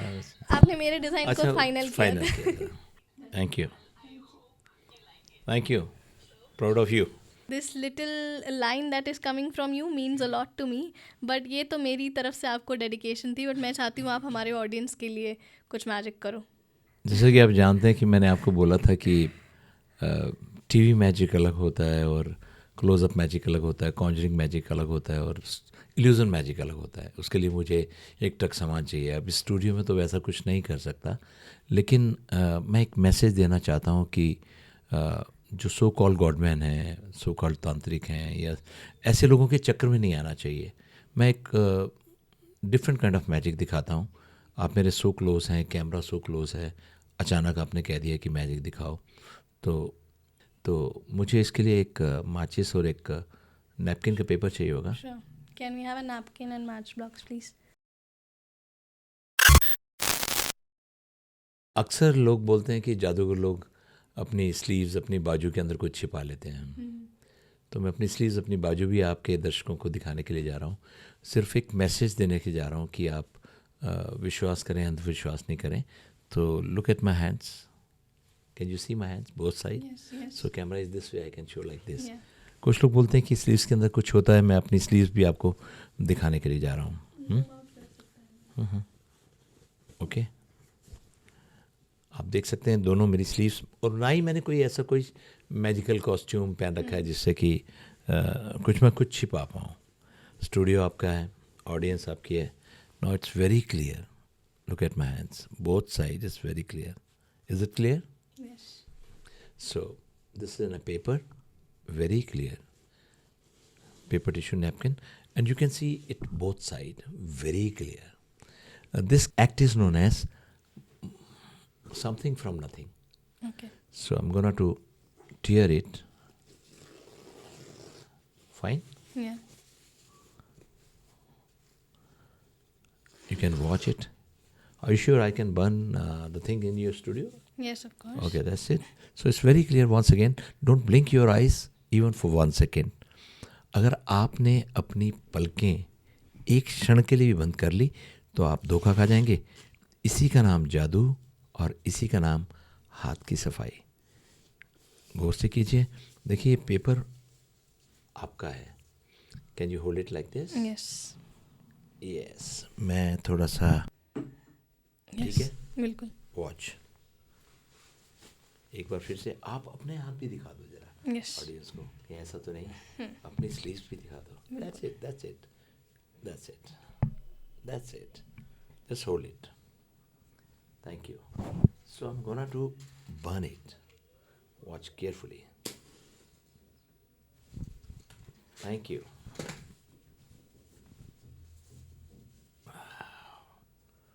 Watch it. Watch carefully. Watch.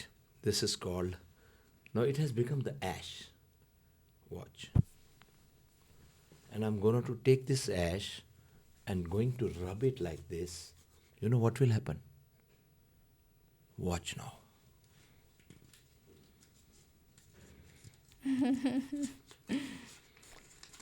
This is called money money money, sweeter than Honey. Wonderful. Sizzling notes coming out of the ash. You can.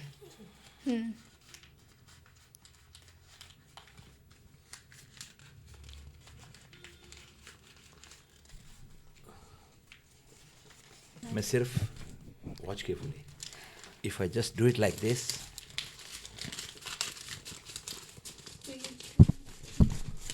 you want more? Yeah. So, you know, this is the art. You want more? Some more, please. Some more? You want more? Wow. नहीं ताजे bank से आ रहे हैं या हाँ, कहाँ it's से आ रहे directly हैं? coming from the bank. अगर कोई व्यक्ति इस प्रकार से, you want more? Please Oh, you want? keep doing this, sir, Okay. तो for as long as you can.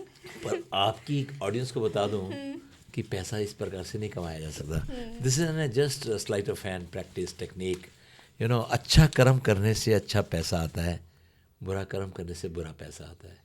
Do the good Karma, you will earn the money like this. Thank you very much. Freshly minted notes. Obviously मैं ये act आपका सालों से देखती आ रही हूँ and it's always a delight to watch you live, क्योंकि ये तो आपका ऐसे रमा हुआ है आपके हाथों में, सच में ऐसा लगता है आपके हाथों में से निकल रहा है सब कुछ.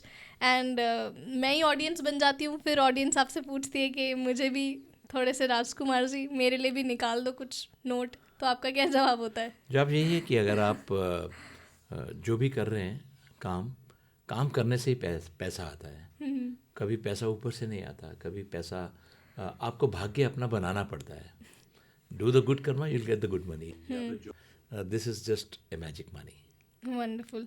मैं चाहता हूँ, एक मेरा ड्रीम है कि मैं एक international award, film award India में लेकर आऊँ, जो आज तक नहीं आया है. हाँ, that has been truly mesmerising thought of yours, क्योंकि मुझे याद है कि ये तो अभी तक एक ऐसी ख्वाहिश है जो पूरी नहीं हुई है कि इंडिया का कोई भी कंटेस्टेंट, इंडिया का कोई भी म्यूजिशियन अभी तक फिल्म नहीं जीता है. ऑडियंस के रेफरेंस के लिए मैं बता दूं कि film world championship of magic का नाम है, और जहाँ पर ऑल ओवर वर्ल्ड से म्यूजिशियंस आते हैं और compete करते हैं. उस लेवल तक पहुंचने के लिए ही आपको बहुत सारे मैजिक कन्वेंशंस और मैजिक कॉम्पिटिशन्स को जीत कर एलिजिबल होना पड़ता है. आप ये समझिए कि आप ओलंपिक्स में जीते हैं तो आप जाकर फिज्म में एलिजिबल होंगे नेशनल जाने जीते के हैं, लिए. इंटरनेशनल जीते हैं, तब ओलंपिक में और जाएंगे. काफ़ी सारे उसके रूल्स एंड रेगुलेशंस हैं कि आपको फिज्म में एलिजिबल होने के लिए, वर्ल्ड चैम्पियनशिप ऑफ मैजिक में एलिजिबल होने के लिए बहुत सारे पैरामीटर्स क्लियर करने होंगे. तो इंडियन म्यूजिशियंस बहुत सारे रहे हैं, एक दो रहे हैं जिन्होंने पार्टिसिपेट किया है, जिन्होंने परफॉर्म भी किया है, बट जीता कोई नहीं है अभी तक. तो वो हमारा एम है कि दिल्ली स्कूल ऑफ मैजिक के स्टूडेंट्स फिज्म का खिताब इंडिया में लेकर आ सकें. सो वो तो एक चीज़ ज़रूर रही. दूसरा मैं आपसे पूछना चाहूँगी, जैसे कि अभी हम बात कर रहे थे कि जब आपने बताया कि कुछ लोग जो मैजिक का मिसयूज़ करते हैं, तो ऐसा कोई लॉ नहीं है इंडिया में जो इन्वेस्टिगेट करे इन लोगों पर, जो कार्रवाई करे, और अगर कोई गलत साबित होता है तो जेल में भी डाले? बिकॉज ये तो सर्किट है और ये इतने सालों से चला ही जा रहा है, तो ऐसा कोई प्रोविज़न नहीं है? नहीं, वो सो कॉल्ड गॉडमैन, ये तांत्रिक, मुझे नहीं मालूम जेल गए कि नहीं गए. बस इतना ही जानता हूँ कि बॉम्बे में एक ब्लैक मैजिक के ऊपर लॉ बना है. ये लॉ के एक्सपर्ट ही बता सकते हैं कि क्या ऐसा कोई कानून आने वाला है या बन सकता है. मैं चाहता हूँ पूरे देश में कानून लागू हो, जिससे कि हमारी भोली भाली जनता ठगी ना जाए. लेकिन जेल की बात आई तो मुझे याद आ गया, आपके पापा जेल जरूर गए हैं. हाँ, आप जेल गए हो? यस. मुझे नहीं पता थी बात. तो मैं बताता हूँ कि हुआ क्या कि जब मैं मैजिक कर रहा था तो फेमस हो गया, तो मुझे दिल्ली सेंट्रल जेल से ऑफ़र आई. अरे दिल्ली सेंट्रल जेल से ऑफ़र आई कि मैं जेल, उनको बंदी भाई बोलते हैं, अच्छा. कैदी नहीं बोलते, बंदी भाई. तो उनके लिए मैंने शो किए और कंटिन्यू शो किए, सेंट्रल जेल में किए. फिर जेल हमारे दिल्ली में डिसेंट्रलाइज हो गई, यानी अलग अलग हो गई. तो हमारे ईस्ट दिल्ली में एक मंडावली जेल है, वहाँ भी मैंने शो किए. और वहाँ पर उनको मेरा एक कोर्स है, triple M, magic, motivation with the message. तो मैं पॉजिटिव मैसेज देके उनके जीवन में कोशिश करता हूँ चेंज करने की। तो मैंने जेलों में भी शो किया है, इसी बहाने मैं जेल होके आया और मैंने जेल की रोटी भी खाई है। जेल का पानी पीना पड़ेगा, जेल की रोटी, दैट्स वंडरफुल। मैंने भी किया आपके साथ तिहाड़ जेल में परफॉर्म। हाँ, yes. I did perform and मैंने इंस्टाग्राम पे एक स्टोरी डाली थी कि I am in jail right now and people got scared कि ये क्या हो रहा है। तो पापा, ये सारी ट्रैजेक्टरी जो हमने डिस्कस की कि आपने कहाँ से सीखा, आपने कैसा शो किया, आपको अच्छी अपॉर्चुनिटीज़ मिली, अच्छे लोगों का साथ मिला और आपकी जो जर्नी है वो अपवर्ड ट्रैजेक्टरी में ही मूव करी है। बट कभी ऐसा लो फेज़ आया है जर्नी में कि शोज़ नहीं मिल रहे हैं या काम नहीं मिल रहा है? मैंने लाइफ में कभी नहीं सोचा था जब कोविड-19 ये वायरस आया और हिंदुस्तान ही नहीं पूरा वर्ल्ड लॉकडाउन। बिल्कुल। थैंक्स टू ऑलमाइटी गॉड कि जब कोई नेगेटिविटी में भी, जब कोई विपरीत परिस्थितियों में भी कोई पॉजिटिव सोचे तो कायनात भगवान भी उसके लिए काम करते हैं। कहाँ तो हम लाखों रुपए अपने शो के लेते थे, हज़ारों रुपए अपने शो के लेते थे, हमारी टीम लेती थी। तो इतने सारे म्यूजिशियन, आर्टिस्ट, मैं ये नहीं कहता हूँ कि आर्टिस्ट के पास काम नहीं था, लेकिन एक वर्ग ऐसा था, बिजनेसमैन, जो बड़े बिजनेसमैन थे उनको बड़े लॉसेस हुए, मैं ये नहीं कहता हूँ। मिडिल मैन को भी बड़े लॉसेस हुए, लेकिन उनके पास तो फंड्स के कोई और साधन थे। समझदार लोगों ने एफडीज करा रखी थी, समझदार लोगों ने अपने पैसे को इन्वेस्ट कर रखा था। लेकिन आर्टिस्ट ताज़ा कमाता है, ताज़ा खाता है, ताज़ा कमाता है, ताज़ा खाता है। मैं बॉलीवुड स्टार्स की बात नहीं कर रहा हूँ, जो आर्टिस्ट हैं, जो उस लेवल को छू नहीं पाए, मेरे को तो कोई फ़र्क नहीं पड़ा, लेकिन आर्टिस्ट हैं जो किसी भी फील्ड के आर्टिस्ट हैं, कोविड उनके लिए बहुत ठीक नहीं था। कि मैं लाइफ में सोच नहीं सकता कि पूरा देश ही लॉकडाउन हो गया, पूरा वर्ल्ड लॉकडाउन हो गया। तो उसमें जितने भी बॉलीवुड सितारे थे, जितने भी हॉलीवुड सितारे थे, मैं उनको अप्रिशिएट करता हूँ। उन्होंने वीडियो वायरल करनी चालू की अपने घर से, लोगों को मोटिवेट करना चालू किया, चाहे डांस करके, चाहे एक्टिंग करके, चाहे चुटकुले सुनाकर। जब मुझे ऑफ़र आया, परमादरणीय हमारे जो सांसद हैं गौतम गंभीर, जो क्रिकेट के प्लेयर हैं, उनकी टीम्स की तरफ से, हृदय जी की तरफ से मुझे ऑफ़र आया कि हमारे पास एक बहुत बड़ा क्वारंटाइन सेंटर है यमुना स्पोर्ट्स स्टेडियम में। वहाँ पर उन्होंने जो बैगर्स थे, जो रास्ते में जा रहे थे, जो ट्रैवल कर रहे थे, जो लेबर क्लास थी, वो दिल्ली छोड़ के जा रहे थे, उनको क्वारंटाइन कर दिया। लगभग 1500-2000 लोग थे। सबसे बड़े क्वारंटाइन सेंटर ईस्ट दिल्ली में था। तो मैंने गौतम गंभीर जी की रिक्वेस्ट पे, उनकी टीम की रिक्वेस्ट पे, हृदय जी की रिक्वेस्ट पे वहाँ पर जब डिसीज़न लिया, तो आप भी शामिल थे कि सबने मना किया कि ये लाइफ रिस्क की बात है। तो मैंने कहा life is a one time game, प्रभु श्री ने एक ही बार दी है। अगर मुझे किसी ने याद किया तो इसका मतलब प्रभु चाहते हैं, परमपिता परमेश्वर चाहते हैं, ओमनी प्रेजेंट चाहते हैं कि इनकी लाइफ में खुशियाँ बांट के आओ। तो मैं अपनी टीम के साथ वहाँ पर पहुँचा, जिसमें आपके भाई तुषार भी शामिल थे, और हमने एक टाइम ऐसा आया, डेली सुबह और शाम उनको अपने MMM कोर्स की वजह से मैजिक भी दिखाते थे, मैसेज भी देते थे कि ये कोविड-19 क्या है, और सोशल डिस्टेंसिंग सिखाते थे उनको, हाथ धोना सिखाते थे, और वो प्रोटोकॉल्स पूरे सिखाते थे। जब प्रेस ने कवरेज करना चालू किया, तब मुझे दिल्ली पुलिस ने भी ऑफ़र दी, कई NGO ने भी ऑफ़र की, और मैं दिन में 5 शो, लगभग 4-5 शो करता था। हर बार हर शो के बाद घर में कोर्टयार्ड में आके नहाता था, ड्रेस चेंज करता था अपनी टीम को, और फिर घर में वापस आता था। आई वॉन्टेड टू नो, मैं हिंदुस्तान का ही नहीं, शायद वर्ल्ड का पहला आर्टिस्ट होऊंगा जिसने बाहर जाके पब्लिक में अपना फन दिखाया। इसलिए मैं कहता हूँ magic is supreme, magic is supreme. इससे बढ़िया कोई आर्ट फॉर्म नहीं है जो 8 साल से 80 साल तक के बच्चों को, फैमिली को स्वच्छ मनोरंजन दे सकते हैं।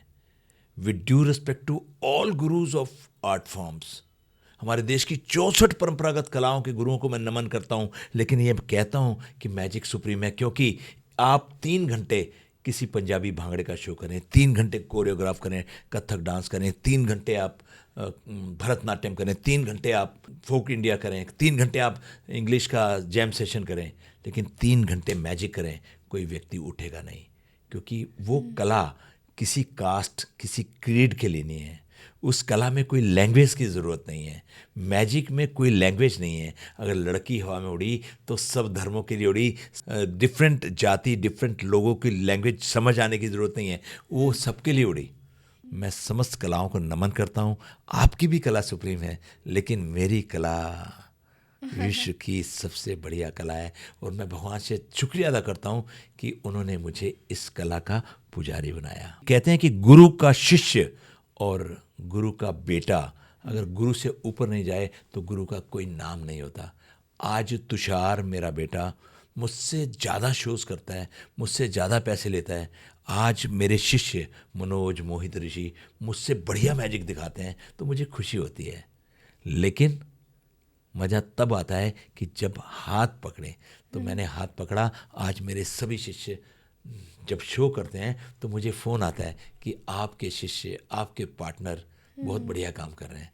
तो गुरु फील हैप्पी, पापा father feel happy, and I am proud of you that you have started this hocus focus and you have made me guest for the first episode. और आज मैं आपके होकस फोकस को और ऑडियंस को request करता हूँ कि ये एपिसोड मैजिक का नहीं है, ये एपिसोड ओकस फोकस का नहीं है, ये एपिसोड बाप और बेटी का है, ये एपिसोड गुरु और शिष्यों का है, ये एपिसोड बाप और बेटे का है, ये एपिसोड समाज को अंधविश्वास से दूर करने का है, ये एपिसोड सो कॉल्ड गॉडमैन, सो कॉल्ड तांत्रिक जिनके सामने आके मैं लड़ नहीं सकता। मैं चाहूँगा सेंट्रल गवर्नमेंट और भारत सरकार इस विषय पे काम करे कि हमारे देश का कोई भी नागरिक, कोई भी माँ, कोई भी बच्चा, कोई भी व्यक्ति इन सो कॉल्ड गॉडमैन से बच सके और विश्वास करे, अंधविश्वास नहीं करे। और कला से ही देश की पहचान होती है, संस्कृति से ही देश की पहचान होती है। तो कल्चरल एक्सचेंज में street magicians, different type of हमारे जो 64 कलाकार हैं, जो 64 परंपरागत कलाओं के कलाकार हैं, खुल के, और उनकी एक नई पॉलिसी बननी चाहिए जिससे कि कलाकार हर गली में, हर मोहल्ले में, हर जगह में आके अपनी परफॉर्मेंस करें। हमारी संस्कृति, हमारे संस्कार, हमारे खेल, हमारे पुराने खेल वो ऊपर आने चाहिए। तो इस एपिसोड के माध्यम से मैं यही रिक्वेस्ट करूँगा कि मैं चाहता हूँ कि आप अपने बच्चों को नंबर गेम में ना भागें। अपनी बेटी को अगर वो चाहती है मिस ट्रेवल पॉटर बने तो बनाएं, आपका बेटा चाहता है मैं क्रिकेटर बनूं तो बनाएं, डांसर बने तो बनाएं, कथक सीखना है तो सिखाएं। मन में ये मत सोचें कि स्टडी सब कुछ है। अगर आप अपने बच्चों को अपने साथ देंगे तो इस प्रकार से बेटी और बाप इस प्रकार से दोस्ती की तरह बात करेंगे। ये बहुत मुश्किल है। आई थिंक ये बहुत ही, मुझे नहीं लगा था ये कॉन्वर्सेशन इस चीज़ को मोड़ ले लेगी, मगर ये बहुत इंपॉर्टेंट पॉइंट बोला आपने क्योंकि यंगर जनरेशन इस चीज़ को फील कर रही होती है। और आप ये पॉडकास्ट अपने पेरेंट्स को दिखा सकते हो कि how important it is to have supporting parents and supporting family. इस बात को यहाँ पे ख़त्म करते हुए मैं ये बोलना चाहूँगी कि ये बात तो आपने साबित कर दी कि कला की इज्जत तब होती है जब कलाकार की इज्जत होती है। यस, है ना। और ये बात आपके उस पॉइंट ने बहुत अच्छे से दर्शाई जब आपने बोला कि मैं इस कला का पुजारी हूँ। ये जो शब्द आपने बोला है दैट एक्सप्लेन्स एवरीथिंग कि आप कितने ग्रेटफुल हो कि आपको ये कला आपके मिली और आप इसको ये शब्द यूज़ कर रहे हो कि मैं इस कला का पुजारी हूँ। And you worship magic, you talk magic, you walk magic. I eat magic. You eat magic, you definitely dream magic. You dream magic, you sleep magic, and magic has been around you and all of us. And Anchal चलते चलते मैं एक बात और भी कहना चाहूँगा। अगर किसी भी कलाकार को जिंदा रखना है, किसी भी कला को जिंदा रखना है, तो कलाकार को जिंदा रखना ज़रूरी है। True. तो इसलिए कलाकार को उसका मेहनताना मिलना ही चाहिए। We have almost reached the end of our podcast। और आपकी जर्नी को अगर जूसेस निकाला जाए और अगर आपको आपकी जर्नी से सिर्फ एक पीस ऑफ एडवाइस देना हो, चाहे वो आपकी प्रोफेशनल जर्नी से हो, चाहे वो आपकी पर्सनल जर्नी से हो, आपकी लाइफ की, तो वो क्या होगी? One piece of advice from illusionist Rajkumar. एक इंसान को कुछ भी बनने से पहले, चाहे वो जॉब करना चाहे, चाहे वो बिजनेस करना चाहे, चाहे वो प्रोफेशनल बने, डॉक्टर, इंजीनियर, कुछ भी, और चाहे वो इन्वेस्टर बने, सबसे पहले अच्छा इंसान बनना बहुत ज़रूरी है। अगर कोई सबसे पहले अच्छा इंसान बन जाएगा, उसके कई रूल हैं, तो वो अपने प्रोफेशन में कामयाब होगा ही। और मैंने 3 रूल बनाए, कार्डिनल रूल बनाए, 3 नियम बनाए, यानी 3A, 3C, 3E, 3 cardinal rule. आप थोड़ा एक्सप्लेन करो। अप्रिशिएट यानी always appreciate, always adjust and always accept good things. और भी चीज़ें हैं, accountable. 3C, never criticise, never complaint, छोटी छोटी बातों की complaint, and never condemned. 3E, जो भी करना है एक्स्ट्राऑर्डिनरी करना है, एक्सीलेंट करना है। और तीसरा है, कभी भी इमोशनल डिसबैलेंस नहीं होना है। हालांकि मैं भगवान नहीं हूँ, मैं भी कभी कभी होता हूँ, लेकिन उसको होता हूँ कभी कभी उसे निकाल देता हूँ। तो किसी भी चीज़ को कैरी नहीं करना है। 3 cardinal rule, never never ever mess up with anybody, money, ego and spouse. सिर्फ सिंपल सा थोड़ा सा रूल है, इसको अपना के देखें। You will love your life and people will love you. Wonderful. People will love you. So these are some golden nuggets from Mr. Rajkumar. मुझे नहीं पता था कॉन्वर्सेशन ऐसे अनफोल्ड कर लेगी। हमने बहुत सारे विषयों में बात करी। आई रियली होप कि ऑडियंस को इसमें से वैल्यू मिली हो। And thank you so much for your valuable time. Thank you for being the first guest on our podcast. और आप मेरे लकी चार्म हो, and that's my way of showing respect to you. नहीं, गुरु हो तो बेटी नहीं, गुरु के हैसियत से मैं कर रही हूँ, तो let me do this. And thank you again. Thank you so much. Thank you much. धन्यवाद, खूब खूब आभार। ऑल राइट दोस्तों, अगर आप भी इस कॉन्वर्सेशन में यहाँ तक बने हुए हो तो आपका तहे दिल से बहुत बहुत शुक्रिया। तो ये था हमारा पहला episode of hocus pocus with Anchal. And obviously me being a musician and me being a part of magic fraternity, मैंने सोचा क्यों ना पहली स्टोरी आप सबके समक्ष मैजिक की लेकर आऊँ। तो ये था हमारा पहला podcast. And thank you to all the listeners, and thank you to all the viewers, and thank you to our loving guest for actually coming down and sharing their insightful journey. और हाँ, अगर आपकी भी life में similar kind of incident रहा है, अगर आप भी ठगे गए हो, आपके फ्रेंड्स, फैमिली, नेबर्स में आपने सेम काइंड ऑफ किस्से सुने हैं, तो प्लीज़ मुझे कमेंट सेक्शन में ज़रूर बताइए। वेल, आने वाले कुछ एपिसोड्स हमारे बहुत डिफरेंट होने वाले हैं। हम बहुत अलग अलग एरियाज से गेस्ट को बुलाकर उनके साथ अमेजिंग कॉन्वर्सेशंस करने वाले हैं। Of course all of this will be combined with magic in it, and मैंने खुद उन सब के साथ मैजिक किया है। and I am really hopeful and I'm really excited to share the entire series with you. और I am sure कि आपको ये मैजिक टाइम सेगमेंट बहुत पसंद आएगा, क्योंकि ये एक नया इनिशिएटिव है जिसको मैं लेकर आई हूँ। I really hope and I request all of you कि आप सब मुझे प्लीज़ सपोर्ट कीजिए, अपने फ्रेंड्स एंड फैमिली में ये शेयर कीजिए if you find it valuable and entertaining. And I will see you again next time on every Thursday 7 PM.